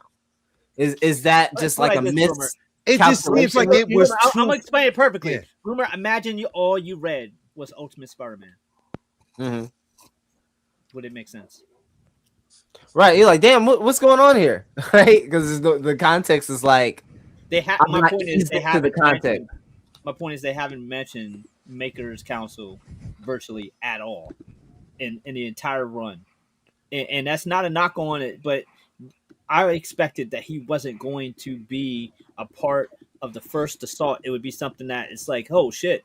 And it overlapped into his world and what's going on, and him being like, oh, yeah, shit. I agree. Most of the connective tissue between the Ultimate Universe, the Ultimates, and then the Spider-Man has been over on that side, right? Where we see Iron Lad looking at Spider-Man swinging away. We don't see it from the other perspective where we're looking at all of that. I feel the same way with X-Men. I feel like they're on a whole. Right. Okay, Yes. It feels like on a whole nother universe. Yes. Everything else feels like they're gearing up towards when Maker's free. Right. Yeah. Fighting X-Men, them being involved in this at all means you need to tell me something. Have Iron Man show The preparation. up. Iron Man not showing up and saying, "Look, this is what's going on." Like, we need Nothing. Nothing. You're just setting it up, because again, from what we knew, like again, you have Wolverine fighting against the Rasputins. You know what I mean? Like that's it. And it has nothing to do with the Maker. Now, the thing is, we know that from their perspective, that they're all and what we know about, like for instance, what we know about Nick Fury. We know that Nick, or the life model decoy that's Nick Fury, that he doesn't know that he's not Nick Fury. We know that they're responsible. They are from the back end. They are the preparation for the Maker. We know that, but the heroes know nothing about that shit, bro. It's like there's nothing that really sort of explains it, or that they would know. I think the only ones that really know about it is the Ultimate Avengers, or that line of it. That I think the more that people know, the more. I think that also the obfuscation that has happened on part of mostly because of the Maker has created this sense of like disjointedness in terms of like who's in the know and who's not in the know. I'm not sure if that play is a positive play on. Go ahead. But the pushback on that, Bloomer, though, is that Iron Man in the Ultimates book has been starting rebellion and revolution for Right, he been giving these motherfuckers boxes the whole time. Right? there's rebellions all over the country. None of that has trickled into New York with Spider-Man. So Yeah. Right. So it's like everybody knows some shit is fucked up and not the way it's supposed to be. It's almost But as if over there- Hickman just wanted to tell a really good Spider-Man story, Yeah. And they were like, and that we can't- almost got in the way of the Yeah, overall that's what- umbrella. Now it's almost getting me back to that conversation we were having with Hickman, and we were like, man, let this motherfucker write. I'm like, I don't know if we really wanted that, because now we're looking at going Now we're towards lost. Endgame. Now it's lost. It's almost as disjointed because Yeah. we spent so much time Following making that. such a great Spider-Man comic book Yeah. line Yeah. that he didn't take the time to really create the connective tissue to make this work in regards to Spider-Man himself. Because I do want to like kind of bottle what the conversation that you guys are seeing, you guys in the chat are seeing us have here, because it's not necessarily all of that's bleeding into other characters, and that's like a indictment of the whole thing. We're just Yeah. talking about how it pertains to Spider-Man No, and his cohesion, entrance like the cohesiveness into everything else. Exactly. And that's the thing. Like, for instance, we're all thinking about the maker, but there's one person, there's one individual who's had the closest contact to the maker that I think that should have been utilized just as much as Tony. Yeah. And that's Reed Richards Doom. Mm. You know what I mean? If you think about it, because he's had the closest contact, he's the one who knows more about the maker than a lot of people do. See, he Of finna do course. something, because he pulled out his fucking his Glock a couple times and was looking at shit and never did nothing or never shot at something. Yeah. Like, he on to some shit. And the next issue, I'm truly a believer that he's either in the next issue or two, Bro. he's gonna pull out some shit that You know who Reed Richards Doom character is to me, who Mm. he reminds me of? Mm. Theon. from Greyjoy. Yes. That's who he reminds me of, because he has that post-traumatic syndrome, like when it comes to his thought, because again, he's been programmed. To Right, me- where he got fucked up really bad mentally, Yeah. and he's on his way back out of that. Yeah. But who is he gonna be? Who is he gonna be when he faces the maker again? Who will he be? Right. Will he Will he step up? will he or will shrivel? he cower? Right. Okay. know what I yeah, mean? yeah. You know what I mean? Like, so that's what I'm saying, bro. Like, it's just like with Spider-Man, his insertion of this, you know what it reminds me of? It's like if Jay's been eating gator meat for an entire century, and then you all of a sudden take that gator meat away and swap in a hamburger, bro. You're like, what the fuck? No, I'm gonna eat both. I'm gonna eat both. You see his real meter? He don't even like to play around with the joke. His real meter don't even allow him to play No, and let the joke He's- go. Yeah, he was like, nah. nope, I'm gonna eat it No. both. I'm gonna eat both. Sorry. But okay, and here's the thing: they get to a point in the book, and they get to the end, and I don't know how I feel about the whole maker being the entire. Again, I just want to see it's a 4-book arc, and even basically with his minions, which basically remind me of the Children of Tomorrow book that we read with the whole X-Men. Like, here's it just It just I don't know. We'll see. But Vinny, I agree. One issue. Yeah, it is one Hmm. issue. But I What do you agree. think? I think there's 4 or 5 anyway, so there'll be more fleshed out, Yeah. and it'll be crossing over with Ultimates and everything too. So Yeah. there's a lot to come. It's just that the way it jumped off, bringing in Spidey, that's what threw me, and then it introduced other new characters too, and that threw me too. And I wanted nuance to it and a good story, not just the gate open and make it come out and he's just like Sentry just fucking everybody up. Like, it needed a little bit more nuance. Did you guys like this issue? I am on the fence about it. I liked Ultimate 19 more than this read. Yeah. I like. Here's the thing, because out of the gate and where they are right now and how they've divided the actual teams, and bro, motherfuckers hate She-Hulk, bro.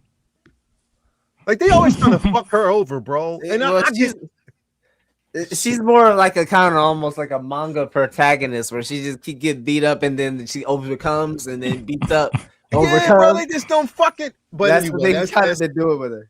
they've been doing. But anyway, it's a 4 or 5 issue run. We'll see basically where that goes. But I agree though. I did like the Ultimates 19 more because, and before we get into this, again, shout out to Evangeline Lilly. We know what she's going through right now. She went through an accident. Yeah, you read that, bro. Yeah, accident that really gave her brain damage. Hit her bro. head and got brain damage. Yeah, so she said it's her brain, like that functional part of her brain is declining almost rapidly. So she's going through something. So prayers to her, man. I don't give a fuck what nobody says. Her as Van Dyne, bro. Hope Van Dyne was great, man. She was dope, bro. She's probably one of the best parts of that movie in both. So again, hopefully you get better, bro. And there's some help there, man, because she's been getting a bad rap for like the last couple of years. Yeah. And I just hope shit gets better, bro, for real. But no, I agree. This book right here, I was definitely feeling a bit more, bro. Like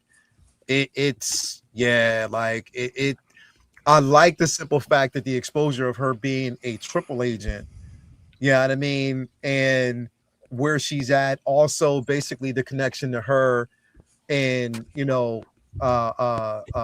Pym and that whole storyline. Hank Pym is another character that gets the short end of the stick. He's always a tortured character, bro. Yeah, always a tortured character, and now a whole nother way. Yeah, in a whole different way, bro. And to know that basically Hope at the very beginning just never wanted, well, not Hope, but Janet never wanted to get married at all. She didn't. But just because they were working together for so long, that's what brought them together. But again, him not knowing who she is and what she represents, like it's and then now Vision. I did like how she said she came to like he broke her down type of thing. He broke, she already had like these defenses. It's like, nah. And then this, like, him being him, Hank being Hank. Yeah. And then also, obviously, the accident that happened to him. Yeah. All of that just kind of just broke her into what the situation she's into right now. Yeah. But Ultimate 19, it just had a lot of stakes. And it really was a beneficiary to a lot of buildup from a lot of great writing for the last 18 months. Yeah. Dennis Kent, he's been And so he's been killing it, bro. You see what happens when you keep the same writer and the same inker and the same interior artist and the same book. Sometimes magic happens, folks. I don't know. Yeah. It's almost like rocket science. Yeah.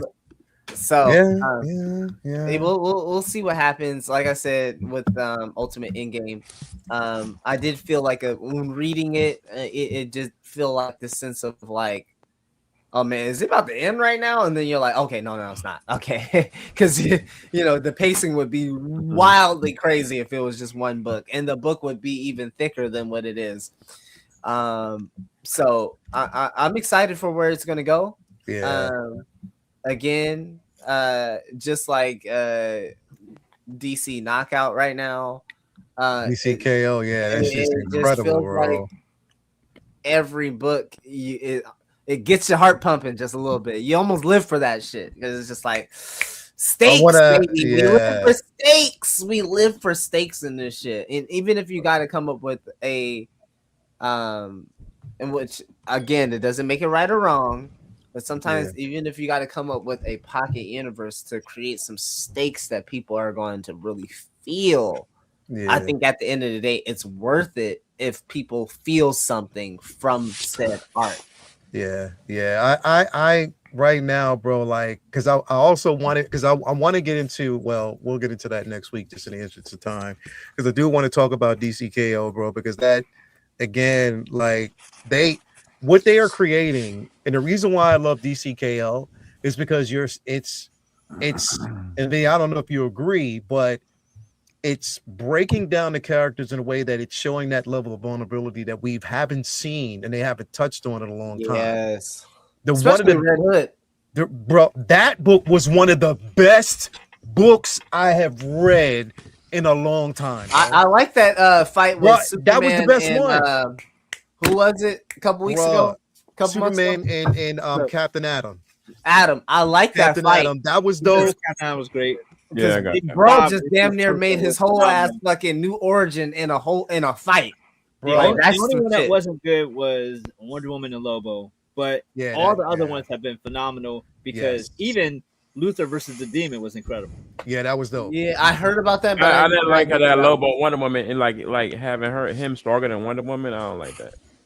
Yeah, Lobo's stronger than Wonder Woman. They had to write around him not being, but they did. I don't like so, bro, I liked also. I basically I love the Jay Garrett DCKO. That was dope too. I didn't get that one.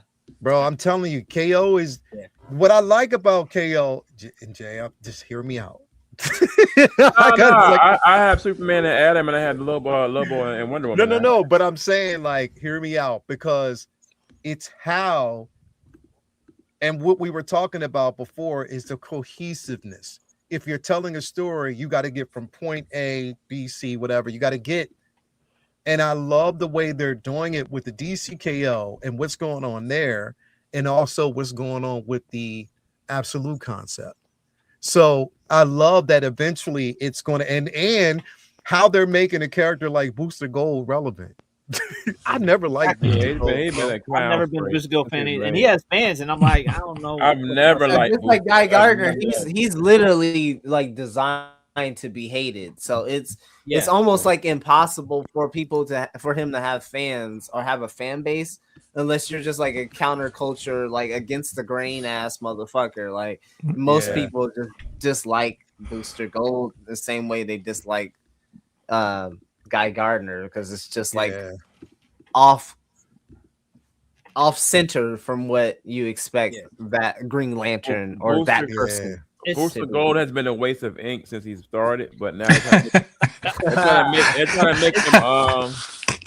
make him relevant now because they're making a movie about him. So it's definitely. I want to get into KO next week because I do want to talking about that. I mean, we're going to get there, but I want to talk about Jay's one of Jay's favorites coming up here right now, man, which is Wonder Man. I know Jay can't wait for that. I know Jay been hitting me up. Jay talks to y'all about that, but he be texting me like, yo, that Wonder Man looks dope, bro. Don't lie on me. Like, you know when that's dropping? Don't lie on me. Don't Jay lie be on like, me. yo, I just thought. Jay be like, yo, bro, I just saw that trailer, bro. Nah, for this shit. No, but listen. Nigga had this. Because Vinny, you say you watch trailers to films or the shows that you really don't have interest in as much, whatever. So I kind of approached it with this because at first, put it this way. The reason why I say there's a lot more going on than what we know, I think that there was a theory that I think Bloomer or somebody came up with when this was first introduced and we saw the first trailer and how we didn't like it. And that was the possibility of maybe him not knowing who he really is. And this is like an alternate type of whatever, because we start seeing signs in this latest trailer. They're starting to basically embellish on his power. My thing is, and my fear was, is this going to be overly exposed with jokes? And it doesn't seem like it is. It just seems like you see a struggling actor aspect of it, but they're trying to show hints. There's something that they are hiding in plain sight with this show. I just don't know what it is. Prop, I know you said you saw the trailer, you thought it was dope. What was it? Yeah. Bro, you know what? After watching they had two other trailers that really wasn't good. I don't know if it was one or two. This one, like the last one I seen was like 2 minutes and something, whatever. Yeah. 2 minutes, bro. The music, you got a sense of what was going on. Yeah. I could see the tone of the show more. Yeah. As a Marvel fan, I don't know if it grabbed me as a Marvel fan. It just grabbed me as if I didn't know it was Marvel related, this trailer would have interested me. You know what I'm saying? It would have been something I would have Yeah. definitely watched the first episode. So it was just it was a well done trailer, yo. They ain't The no trailer people was, don't I like will it, say, I get it, but this was yeah. well done trailer. I will say that the trailer was like it was done. Put it this way, it wasn't done like a She-Hulk trailer. It was done in a Right. way that you're following the journey of a struggling actor who's trying to get this role, but in a sense, it's the discovery of who he really is as well, and you're questioning that. And you know, again, Trevor Lavery or whatever his name is, Trevor, is just along for the ride as well. But it just felt like in that trailer that there was something that was hiding in plain sight that you're just trying to look and discover. I could still feel it. Like I felt like the other trailers, they tried to lean into what you're saying more. Like the other trailers felt like, this can't be it, right? Like there's something that there, but this is sort of like peeking through. Like, okay, there's something that is there, and they're but they gave you what you needed to. They showed powers. Really, that was it. They keep harkening back. Like, and they keep harkening back to that scene of him and his dad in the theater when he was young. Because they keep there's an important aspect of that scene that's going to kind of reverberate through this entire show. Look, it seems like as somebody who frequents the marijuana. And I watched this show. Nigga, I don't know what the fuck is going on. Bro, show me what the hell. Why do I care? Why should I care? That's you know what? I thought this trailer did a little bit better job. So here's what I'll say, Bloomer. Why should I care? Did you see the first trailer of One Battle After Another? Did you see the very first trailer of that movie? Maybe so. I believe so. Okay. So here's the thing. If you saw the very first trailer of that movie, right? But then you see the movie, that trailer to me was a fake out, bro. Because it's what the youngins call now Oscar bait. Yeah, all the trailers, right? Bro, but no, even the trailer wasn't even what I thought it was gonna be. Exactly, because that first trailer made it seem like it was a fucking comedy, bro. Yeah. And it wasn't. Listen, the last time I saw bro, he was fucking his homeboy playing a fake ass Mortal Kombat. So I'm gonna need him to pull up to this shit and come correct, because I know he's a really great actor. So that's one thing that I will say I'll put in the feather in my cap in terms of at least what I'm excited for is to have makes it a good comparison to I agree. One Battle After Another, because when I saw the first trailer, the actors and Paul and the name of the director was enough to be like, okay, this has got to be something to this. And this I'm definitely rooting for it. And in terms of that, old boy did play Morpheus, right? Morpheus, but horrific. But you had other actors. You had other. You know what I'm saying? But here's the thing, bro. That shit was Ben Kingsley, this is what I think they're leading towards, and I think that they're getting towards because, again, somebody that we know, Bloomer, of course. I'll put it this way: Robert Meyer Burnett, my boy Robert Meyer Burnett, has seen Vision, and he is saying there's a lot of questions that are going to be answered. Ooh. And he said that Wonder Man is very important. I'm going to tell you this. I'm going to tell you this right now. Star-Lord's in it too. Regardless, I've had a lot of conversations with Anthony, Six Scale Mafia. Shout out to one of my Jedi Masters. I will say that he has convinced me on the wonder and the talent of Terry Matalas. Yeah.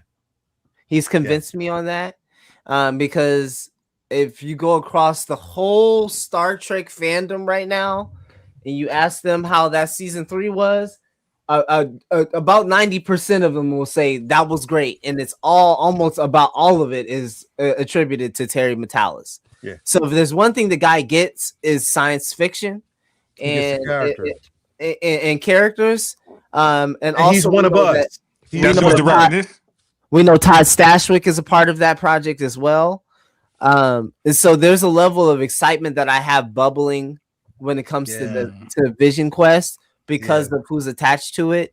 It is, I would say I do have a similar feeling, but not so much here with Wonder Man. They really have to convince me of the story that they're telling because I have so many questions. Is he going to be a part of the main? Because we already lived with Vision. How does he fit in the world? Yeah. There's so many questions, and the fact that you're doing Simon in this way, it really needs to be meaningful. And what makes me buck against that in terms of being doubtful is the fact that the actor that's a part of it has to. I feel like he's been around the block at this point. He did the DC stuff.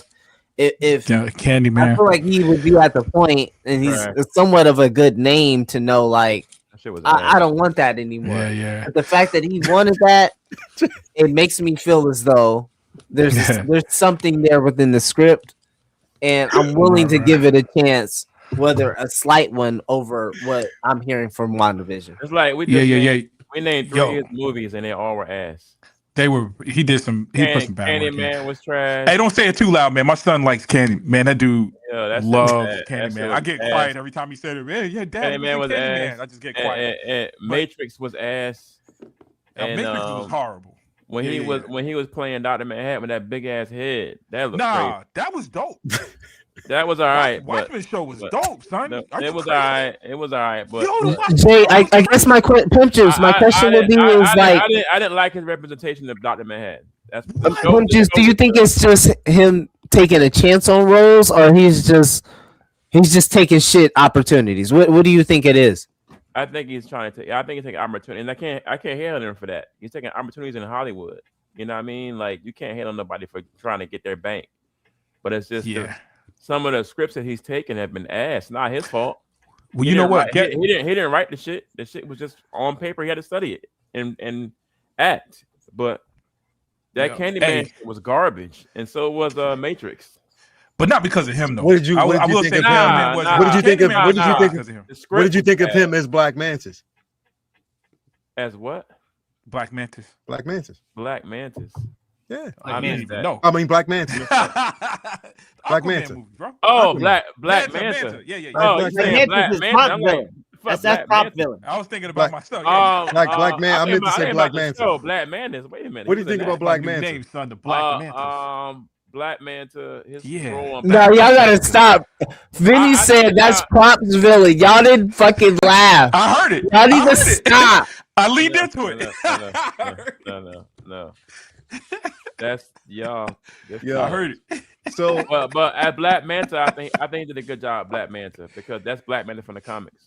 Yeah, I think here's the thing. Like, I just think that not all his stuff is bad. Not all the stuff is bad, but I will say that what Marvel has to do, bro, like, they have to find a way to, and I'm not saying it's going to sell to everybody, bro, but they have to. They're promoting their promotions aren't the way they promote their streaming. They don't promote it well. They really don't. Yeah. Oh, that's what I was about to say, Leo. My and Ghetto Yoda kind of spoke to it, but the fact that they waited long to promote it, it's not giving confidence. It's coming out on the 27th of this month. That's the only thing. Like, I thought this trailer was dope, but they're acting, and this isn't me just saying they're acting funny. We've seen them do this already, where they start acting funny with the promotion. Ironheart, because they know it's gonna be a flop. They know it's gonna be a flop. It's like, man, they don't have confidence in it. But I'm still waiting to see. But to your point, Leo, at the same time, I'm saying that it looks the same as those, but there's something about it that makes it feel like they're guarding something on purpose. There's something that they're guarding on purpose, bro, and it feels all the episodes are dropping at the same day, yeah, which can be a sign of something bad, or it might be a sign of something. We need you to watch this show. What is it? Is You it know what I mean? We 8? need you to watch more than one episode. It's 8 episodes. Yeah, 8 episodes. Because I heard someone talking about it as negative. This means that people aren't going to wait for the next week. Well, some shows are like Pluribus almost is. I've got a couple of friends that couldn't get past the first episode. Some shows that hurt. Some shows that hurt. It helps. I love the simple fact that a lot. Honestly, bro, I love that there's people out there that just didn't gel, or not gel, but they couldn't get on board. Because to me, but don't you think they would have gelled if they had more than one episode? Bro, it was one of the best shows I've seen all year. What, that Pluribus shit? Pluribus is dope as fuck, bro. Because I like shows that make me unpredictable. Yeah, it's completely unpredictable, bro. It makes you think, and it's completely unpredictable. And I think Game of Thrones, maybe Orange is the New Black, kind of. Oh, I can't even get past in the earliest stages of it. But there was this phenomenon that a lot of people started paying attention to, which was like this kind of like the reaction culture to these shows, right? And the weekly reaction to it. Yeah. I wouldn't say it out loud because I would like to get some future pussy in the next couple of years. But I would like to say that I'm a Game of Thrones fan, and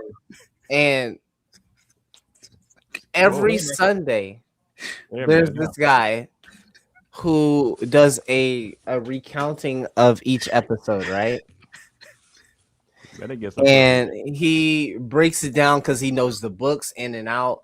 And so after every episode, even if it's House of Dragons, even if it's Game of Thrones, we're adding a year every time he's literally there to break down that episode and to add in lore, add in book context, all of that. It's a fucking great watch every single time. Benny is just sitting up here trying to wonder where you're going to kind of connect the correlate. I want to get some pussy. No, I was blown up. I was blown away. We talk about on the show, and he thinks. I'm just saying. I'm not just trying to like profess that out in public. Like that's where Richard draw the line in Game of Thrones. Like, oh. You know, I'm just like that's a Game of Thrones line right there. I don't know. You know what I'm saying? I'm just not trying to fall into any hoe repellent. That's all I'm saying. I'm just trying to keep it easy and trying to keep it. Chicks like Game of Thrones, bro. You just love Game of Thrones. I don't know which ones do. I don't know if there's the ones that I like. I can't. Everybody likes Game of Thrones, bro. I don't know about everybody. I know some women who like I have Game of Thrones, and they're one episode of ill repute. No disrespect to them, my sisters, but yeah, bro. Anyway, I'm gonna watch this shit, bro, because again, I'm watching Real Housewives of Westeros. Like, nah, that's it. That's it.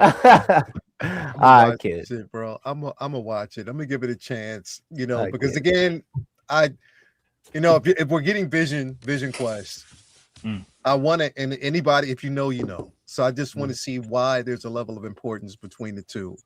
Yeah, I'll watch it to give it a chance, bro. I'll give it a chance, but I don't like how they.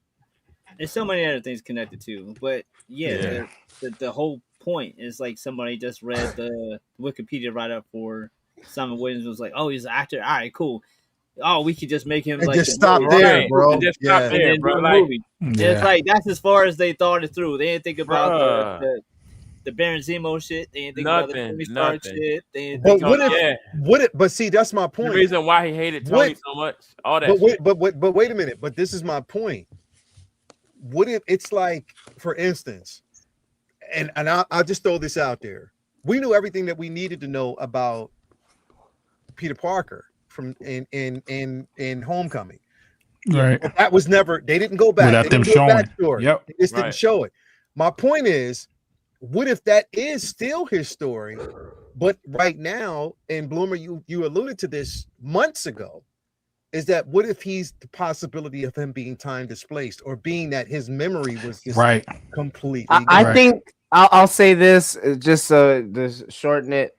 I think we're getting Trojan horsed.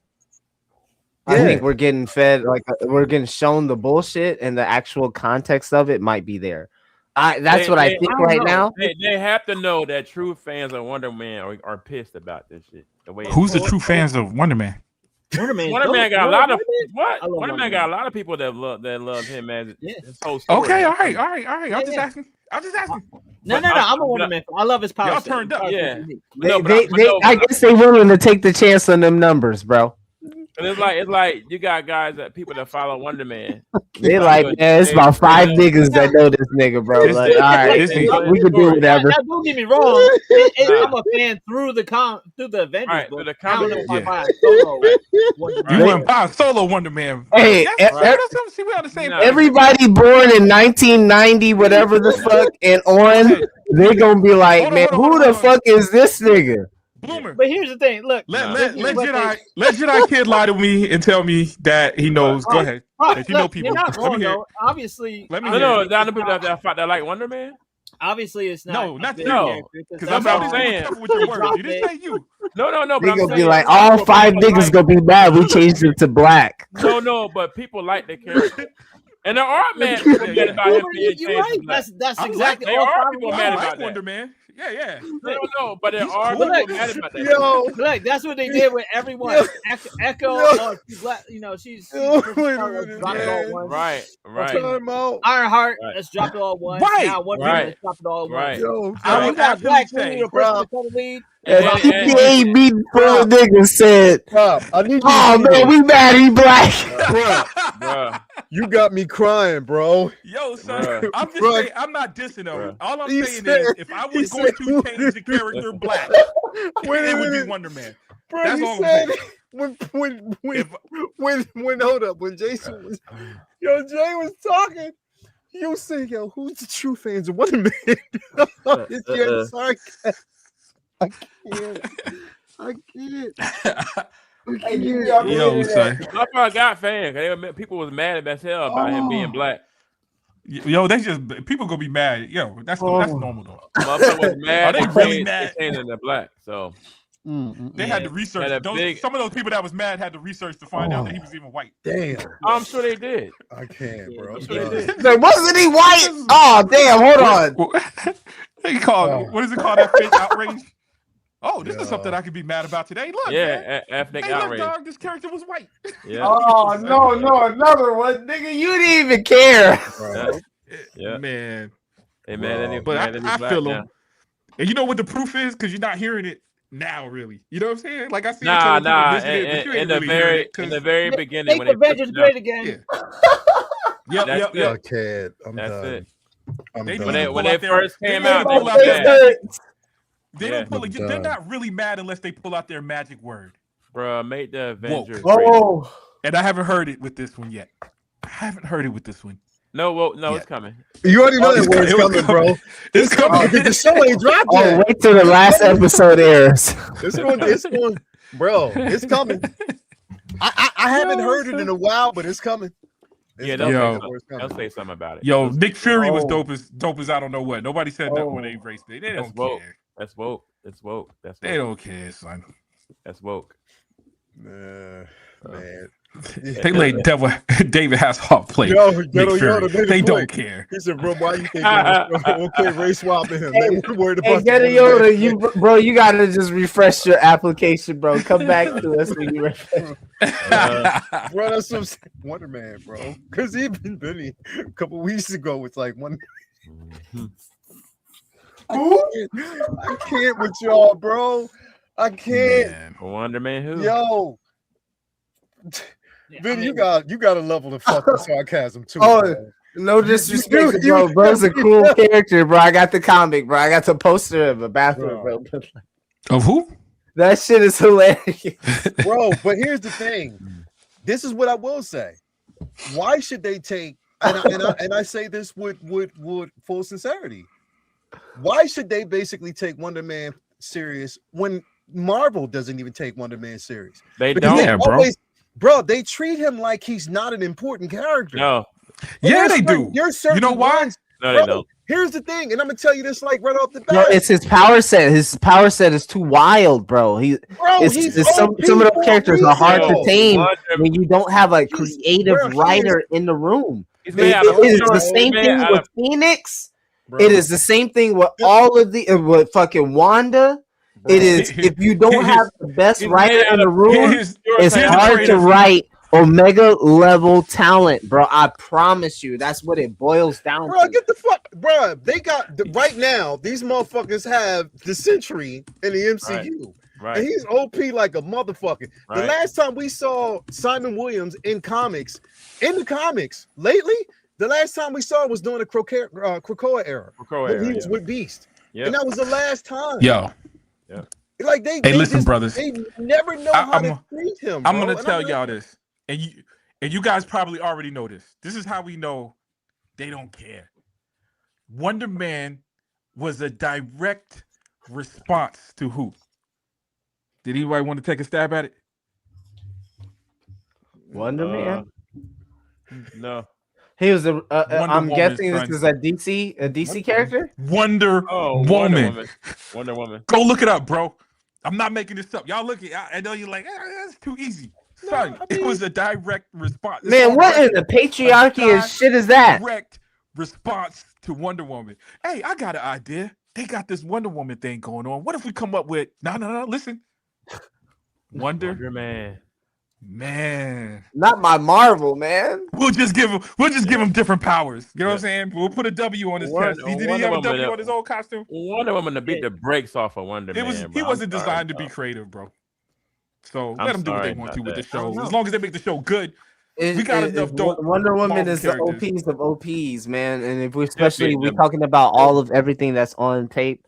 On the table, which that's why I love Absolute Wonder Woman and the story, that line that they're taking, because like that's something we haven't seen. Maybe like Injustice, in terms of like when you're fighting on Injustice 2, when she's like channeling God powers or goddess powers, but we've never seen that. I haven't seen it, bro. This is what I'm saying. DC, if DC can take a fucking character like Booster Gold, who to me has never been important. Waste of ink. If they can take a character like Booster Gold and make him sort of relevant right now, where it is right now, they're trying to make him relevant. Yeah. Why can't Marvel basically get somebody like a Wonder Man, who's definitely very important to the West Coast Avengers, definitely important to Vision, as we see him right now, bro? Yeah. Who literally, bro, he's not a fucking slouch at all. The level of well, he looked like he's gonna get there. I mean, the power that they hinted towards looked pretty dope in the trailer. Like, I mean, he didn't show a whole lot, but it looked like he's not gonna be a punk power wise. I gotta watch this damn trailer so I can. Yeah, watch the new trailer. Yeah, I mean, again, I try to remain to the point where I can't be. Jay, don't just Jay. But I'm going to check it out. I'm going to watch the show. We got a couple of days. They all drop at the same time, right? Yeah, all 8 episodes. Yeah. All 8 episodes. And there's been this really like back and forth. Vinny, this is something that you really tapped on in depth a lot of. If you've watched any of our shows, you know that Vinny has tapped on this. And it is in terms of, the weekly drop model versus the, all at once. And then there's certain shows that it works with. And I think I point back to the last time we had this conversation was probably Daredevil. And I think we were in agreement. Like, I think we'd all like this show more if we just all had this at once and we just got to binge it versus waiting week to week. Like we did. Yeah, that one would have been better. I think that's my recollection. Correct me if I'm wrong. And so sometimes it works that way. Sometimes people choose to use that as an indication of the studio's faith in the said product. Right. And like we mentioned earlier, like I feel like Game of Thrones has changed the game in terms of how people approach it. Hell, I would posit Leo, you know this, Insecure. That was a moment week to week that people were getting on Twitter and having hella engagement about talking about those, especially that last season, right? And then that kind of trended into, and then the Netflix kind of had their thing, but mainly what I saw it was HBO shows that were doing that, right? And you would have this week to week thing that it was just popping, and then obviously the pandemic happens, and then you start to see all these other streaming services pop up, and they try to emulate that, but honestly, You can't be successful with a half you hour. can't, it's hard to just replicate that, and especially in a space that Marvel's in.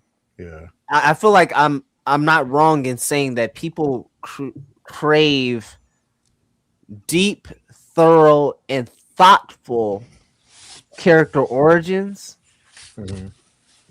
If you are saying to them, we are going to give it to you in 20 to 30-minute intervals, yeah. I want it to count, and for the most part, it hasn't. And that's where we're at, in this kind of rut. We'll have to see with this shit, bro. I want to see how this is going to work. Yeah. I want to see how it's going to work. A couple days, we got like a couple weeks, I believe, bro, 2 weeks or whatever until it actually makes its debut. And I'll just say, I hope for its sake that it has something in there and it has a meaning, because right now, I mean, but it does gauge the interest for me to want to watch it though, because I did like that. I'm with Prop. I did like the way the trailer looked. I'm two ways with it. I feel like, one, if it does great, it creates good momentum for Marvel. In a year where we have to call this the year of the payoff. I've seen it elsewhere. I've seen a lot of creators really say this. This is the year of the payoff. 2025 was the buildup. 2026 has to be the payoff. In terms of, or at least the start of said payoff, if anything, right? At the very minimum, depending on wherever spectrum you may look at or you may sit on in terms of the offerings that Marvel had last year, whether cinematic or just on your streaming device. So I'm of that mind. The second mind that I think I'm tapping into as well is that if it's mid, I don't think it does much in terms of the roll up into Doomsday. All it really just does is just makes Doomsday, even that movie, more pressurized, if anything. Right. In terms of them having to deliver. You know what, Bloomer? That's what my hope is, bro. Like some of these shows, like even Eternals that didn't work out, there was at one point where they promised us different directors, different feels, even some of the stuff that Vinny was saying about what we hope for with the DC. Different directors, different, like Marvel has been the same format across the board. You know what I mean? Some's done it better than others. This trailer excited me because it looked different. Like Eternals did that originally, because the Eternals looked, just from the trailer, it looked like it was going to be different than any Marvel movie before that. And I guess they delivered on that, but in the wrong direction. This one has that same look. Like it just has a feel to it where I feel to your point, the build up for Doomsday, but I'm almost looking forward to, even if it's its own little thing, as long as they do a good job, just so I could just say, look, Marvel can make good stuff, whether it's connected or not, or the bigger picture. They made this little piece of work that I can say I'm proud that that's a Marvel thing. You know what I'm saying? Right at the heart of it. That's what I'm hoping. I'm at this in the same vein. I think at the heart of it, I'm really just hopeful that it is a tasteful representation of the Wonder Man character. I know it isn't one for what people wanted, and I know that he hasn't had any type of representation in terms of live action. So if you're thinking like, hey, I'm hearing that there's a Wonder Man show, I'm at least thinking they're going to do the first iteration of it, because there hasn't been an iteration of it. So I do get that portion of it. And they might Blue Beetle us though. That's a whole other can of worms that we're 2 hours and 13 minutes in, and none of these niggas on panel have the wherewithal to want to do that because we are already 2 hours in. So we are not going to talk about that. But that is a whole other can of worms when it comes to that portion of it. But again, like I said, I'm always going to try to remain as optimistic as as Marvel will allow, and also as sanity will allow. I'm not going to just dig down deep into just the insanity parts of what people are saying out there, but yeah, yeah. I did see this One Angry Hermit. I saw this about 2 years ago, year or two ago. Yeah, I did see this film.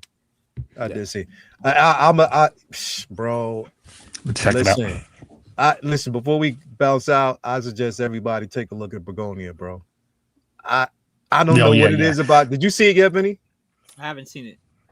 I got it. It's streaming. Watch it. Watch it. I got in at like the buzzer beater before. Bro, I'm too busy rewatching what it is about this film from 1993. So I don't know what it is about this film, but I love it, bro. And so watch it, and if you get a chance to watch it this week, watch it, and then we'll talk about it next week. Cause I fucking you saw it, Prop, right?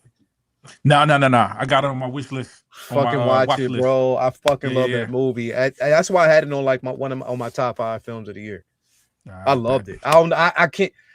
I can't tell you why I loved it, but I just don't say that. Yeah. But anyway, thank you guys for being there. Everybody out there, man. It's been an incredible show and discussion out there with everybody. So man, we appreciate it.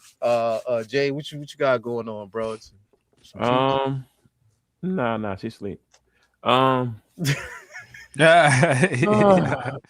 Right now, I'm trying to decide tomorrow if it's not too cold to go play golf or not. My baby got this nigga, bro. Like I thought he was gonna say play. He said play. I was like, play. That's not bro. He rubbing his head and shit. I'm like, man, what's going on? Like this nigga, bro. Like this make retirement. Like.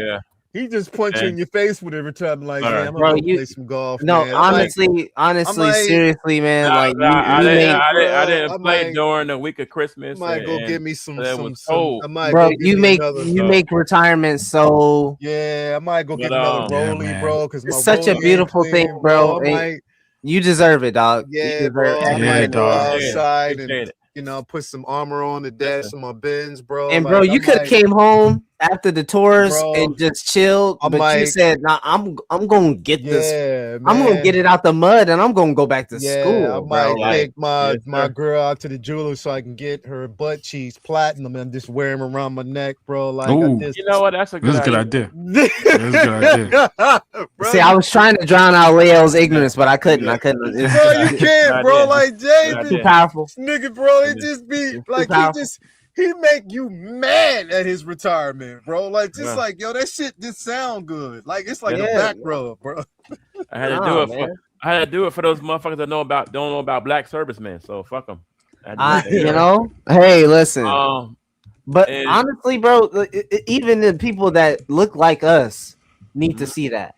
They need to see more of that. You know, like it needs to be something that younger people like myself need to see that and see that it's achievable. You got 2 in the panel. You know? 2 in the panel, bro. We need examples out there, man. Baby girl got her first day of basketball practice tomorrow morning, so I'm excited for that. First day. So I'm excited. She's excited. So that's it for me, man. That's it. Definitely, bro. Appreciate having you here, man. Benny, what's going on with you, bro? Just catching up on reading. I got a lot I'm binging to right now. I have so many pulls lately, so I'm reading a bunch of current stuff too, and catching up on shows and movies that I didn't get to see throughout the year. I know I gotta check out the one that you mentioned, Leo, Begonia, and I just watched one battle after another. That was phenomenal. Obviously, worth all the hype is getting currently. A sleeper gem that I think is gonna start picking up steam with like award seasons coming up is Train Dreams. Peep that on Netflix. That shit was phenomenal. But that was that has my man Joe Edgerton in it. He was in Dark Matter. So that Okay. cast it Sorry. really good. But yeah, Stranger Things is wrapped up. The season was so. I had my ups and downs with it, but I feel like the finale was a nice bow on it, and it was. But the I print. think it was a testament to the success of the show because it is like a geek show for geeks. It kind of got away from that a little bit, but I think that I'm happy for the Duffers and everybody involved for what they were managed to accomplish. Yeah. Like so much of geek culture and D&D shit and just like Spielberg-esque, kids on bikes, nerd shit. 80s vibe. Huge Yeah. 80s vibe shit to making something so big out of it. And, Some Freddy Krueger did. yeah, man, like it was really cool seeing how big of a pop culture phenomenon that show was. That's true. Despite the negative shit from this season and a couple other seasons, it's had its bumps in the road. But I think on the whole, it's definitely season 2 threw me off. Season 2 was the only one too. that was. But I feel like, but it's good for them to see how we grew up, though, bro. Like that's hard. That's our generation, though, fam. Like that's us. I think them having that hiccup in 2 prop. I think what was really special was how strong they bounced back because 3 was really good. Yeah, 3 was off the chain. Yep. Like 4 was out of this world. Like 4 yeah. was, You're right. You're right. It was everything. So shout out to them. And then man, I'm just gonna take this time to get a bunch more reading done. And this is the time of year where I usually try to get back into gaming. Son, I just started Expedition 33. I'm not young anymore. I don't game like everybody else, so I take forever to beat games and do all the little dumb side stuff. I take forever. Too. Yo, I'm not as good. I'm not as good. I will say that's one of the freshest RPGs that I've played in the last few years in terms of just the overall fluidity of gameplay and then also the openness of the world. You gotta get that. You gotta get that Metal Gear and that fucking Indiana Jones, dog. Oh my! Oh man, I need to finish it. I was whipping the shit out of Indiana Jones become their ass, nigga. Bro. Oh, every time I saw a Nazi patch, I'm like, I'm whooping your ass. That Metal Gear and that damn Indiana Jones, bro, is fucking off the chain, dog. After I get 33, I'll be jumping into Ghost of Yotei. So those are my 2. I'm hoping to finish this one. Yeah. Oh yeah. So because Ghost of Tsushima is one of my favorite games of all time. Like dude, that second one is insane. It's crazy. Vinny, let me just do you a favor right now. Let me just do you a favor when it comes to that. All right. No. Don't get it. Okay. But you will enjoy it. I don't know. I'm not that type. Yeah, I'm. But I go it's no fault of their own because they decided to tell a very straightforward story with the young lady. Got you. It is just you got a spoil of riches with Jin Sakai in terms of his disillusionment from the samurai ways. I did not. I'm not going into this game expecting the masterpiece of storytelling. Okay, if you're not, but I think you're going to enjoy it. He's right. It's funny you should mention. It's a Kill Bill-ish. It was straightforward, but it's told just as good. It just kind of gave you a different kind of. The layers are not there. The only thing I was into, I love the visuals, the gameplay. I love like I said, I'm not as good as a gamer as I used to be, so I felt the gameplay was intuitive, right? So that's one of the things that kept me playing to enjoy all that other stuff because there's like Dark Souls and Elden Rings type games. It's just I suck, yo, and it's like 5 minutes. I die in 5 minutes, bro. Does because I'm just not and I'm not trying to beat a boss like 400 tries, and it that's not fun to me. That's not fun. Oh, no Resident Evil coming soon. I'll give up. I'm like, nah, if I'm not I'll be doing that shit, but I figure you, nigga. I'm not good at it. I ain't gonna keep playing. So those games that are intuitive to me, have good story, have good visuals, where it's fun just looking at shit as you run around. Like at Ghost of Tsushima, just running around with the cherry blossoms falling is just like I'm good. Oh man, I'm good. It's visually one of the best games I've ever seen, I've ever played. And like I'm really doing that because I love you, really.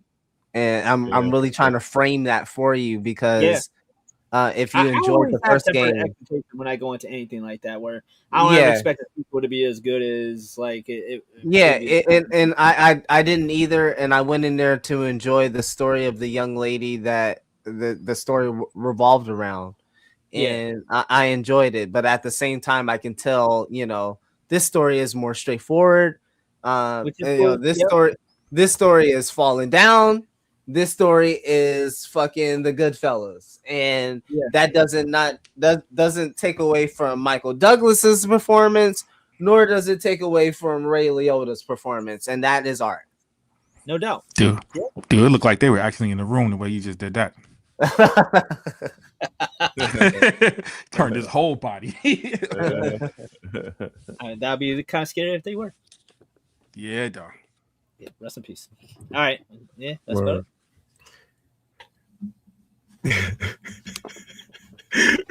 Prop, man, what's going on with you? Yeah, man. Dude, we in there, baby. Yo, Wonder Wiz. What's that joint? My collection tour drops at noon tomorrow. Go check it out. Nice. And I promised I did all this stuff where it's like, yo, I used the cinema camera to shoot it. I'm gonna let you know it was days of shooting. The footage don't match. You're gonna see some footage that look gorgeous, and then you're gonna see some footage in the dark room that's all grainy. And I missed the whole room. I missed this whole room. I did a whole tour of the whole house, sat down to edit in this room, and realized, man, I didn't even do this room. So you'll see it like B-roll footage tacked on to the end. So I'm just being transparent I will be with y'all. disappointed if there's not a 2-minute bit on the spawn. It better be the thumbnail. If there's gonna be not at least a 2-minute bit to 30-minute second bit on the spawn. I'm gonna have to do a whole video. Now that you mention it, that's the fix, because the spawn is in this room, and this room wasn't done. It might have been subconsciously that this room wasn't done. Yeah, he's like, nah, I ain't fucking doing that shit, man. They gonna go in there comment. I ain't trying to hear it. Yeah. I ain't trying to hear it. Look, did you drop the top 10? Yeah, I did a top 5 TV shows. I haven't done the movies yet, man, because I got 2 more movies. I want to catch that movie Leo was talking about, and I still ain't watched F1. All right, cool. Me neither, bro. Where's that shit streaming at? Is that on HBO Max? Apple. What? It's free on Apple, bro. Apple. What? Yeah. It's free on Apple. What is? F1. F1. Oh, F1. Yeah, F1's good. Or if you got I used my Apple thing to watch the Dodger game like months ago, so I'm about fucked over with that one. It's free if you got Fire Stick too. Dude, Apple got a lot of shows on there, bro. They be promoting. We got like 2 Fire Sticks up in this motherfucker. Hold on. Yeah, it's free. Yeah, Free on Fire Stick too. All right, shit, fuck it. I'll figure that out. Bloomer, take us out. All right. Well, of course. First and foremost, did you know Superman was an Israelite? Let me tell you guys about Superman and the Israelite. No, I'm kidding. Dr. Blumar is in the building. That's for sure, David. It is based on 2 Jewish guys. So. But there is. I mean, he's not far off. It's not. Maybe there's truth to there is always the S stands for shalom. You know, there's truth in every joke, maybe. But I'll let my guys make the most out of that one. But as you guys know, the rotation as it is Monday, Wednesday, and Friday. You're here with us on Monday, Comic Book Talk with Friends. Wednesday, as we go about it, we'll see how it goes with Hot Toys. We're now into the new year. Like I've said, I think they will finish out that list. Maybe there will be some surprises. Who knows? We did have quite a bit of controversy last week. Maybe this week is a very tame week. So who knows? You just stick with us. Stay tuned over at Lael's socials, and he will update you as we go along this week. As for me, man, nothing necessarily coming in just yet. Really just taking it easy and slow rolling it into the new year. I am 3 followers away from 700 followers on Instagram. Let's go. Yes, little old me. Followers on Instagram. Nice. The quality is increasing, the engagement is increasing, and I couldn't do it without all of you. Especially most of you out there in the chat and my brothers here on the panel. from when they see my stuff and they like it or they repost it and things like that. I really appreciate it because it's all about amplifying each other. At the end of the day, I'm always about amplifying smaller content creators, smaller 6-scale content creators, if you will. So that's all what I'm about, is just, you know, collaborating with people and meeting new people and hopefully trying to just make sure that I leave my mark on this community as well. So 2026 will be a very interesting year as we go along. But yes, continue to just follow us, follow me, follow my brothers here on the panel. Again, just I'm not sure, you know, whoever's watching this, however old you are, you can be as my age or you can be as old as my ass. Oh, jeez. I know. It's like, where's he going? Everybody perked up on that one. Like, yeah, everybody was like, shit, let me just go ahead and just fuck myself over with that one.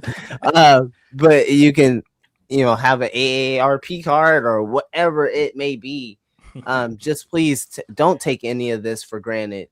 You're able to, whatever you collect, steel books, 1/12 scale figures, 1/6 scale figures, statues, comic books, art pieces. You are blessed to fucking have that shit, you bitch ass motherfucker, because there are people halfway across the world that don't even have half a home right now. There's people halfway across the world, hell, in your same city, that are unable to eat a meal right now, and your ass is over there complaining about a figure and the accuracy of said figure. I want you to understand that you are living in a fucking privilege. Even if you are a colored person, you are living in a privilege that most people still couldn't even fucking fathom. So please need you to come correct when you are in these comments, in these chats, and when you are coming at people who decide to collect a certain way that is counter to yours. Again, please continue to keep perspective, stay lovely, you know, keep the love in your heart. You know, as much as motherfuckers want to try to keep it out there, they want to indict your people. They want to try to put statements on your people as a whole, general statements. They don't know what's in your heart. You don't give them 2 minutes, 2 seconds of airtime, because they wish they could have that type of airtime. What you do is you keep it pushing. You laugh at them.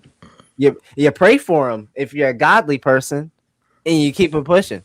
Because at the end of the day, man, that's all we gonna do. We gonna go on here. We gonna entertain y'all. We gonna love on y'all, and we're gonna give y'all the best show that we can give you every Monday. And that's that, Jack. You ain't gonna get rid of us with fucking comments. You ain't gonna get rid of us with DMs. We gonna be here and we gonna be black as fuck, nigga. Yes, it. That's all day. All day. You heard what he said, bitches. You already know. That's how it is, man. In case y'all wondering, yes, Benny's a light-skinned nigga.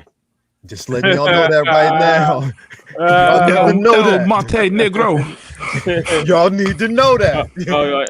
So stop asking stupid ass questions. He's a secret agent y'all don't know about. You know what I mean? So anyway, Gotham Spy. The same color as Red Fox, baby. Blackest brother I know. Hey, Benny, go ahead and put on that red hat. I need to know some shit, nigga. He's like, I got you, brother. Anyway, we are out, man. We will talk to you later. Keep it real. Keep it straight. Be safe. Love on your family, your loved ones. Mom, I love you to death. Talk to you later. Peace out. Stay prayed up, fuck, nigga. You already know. Peace out.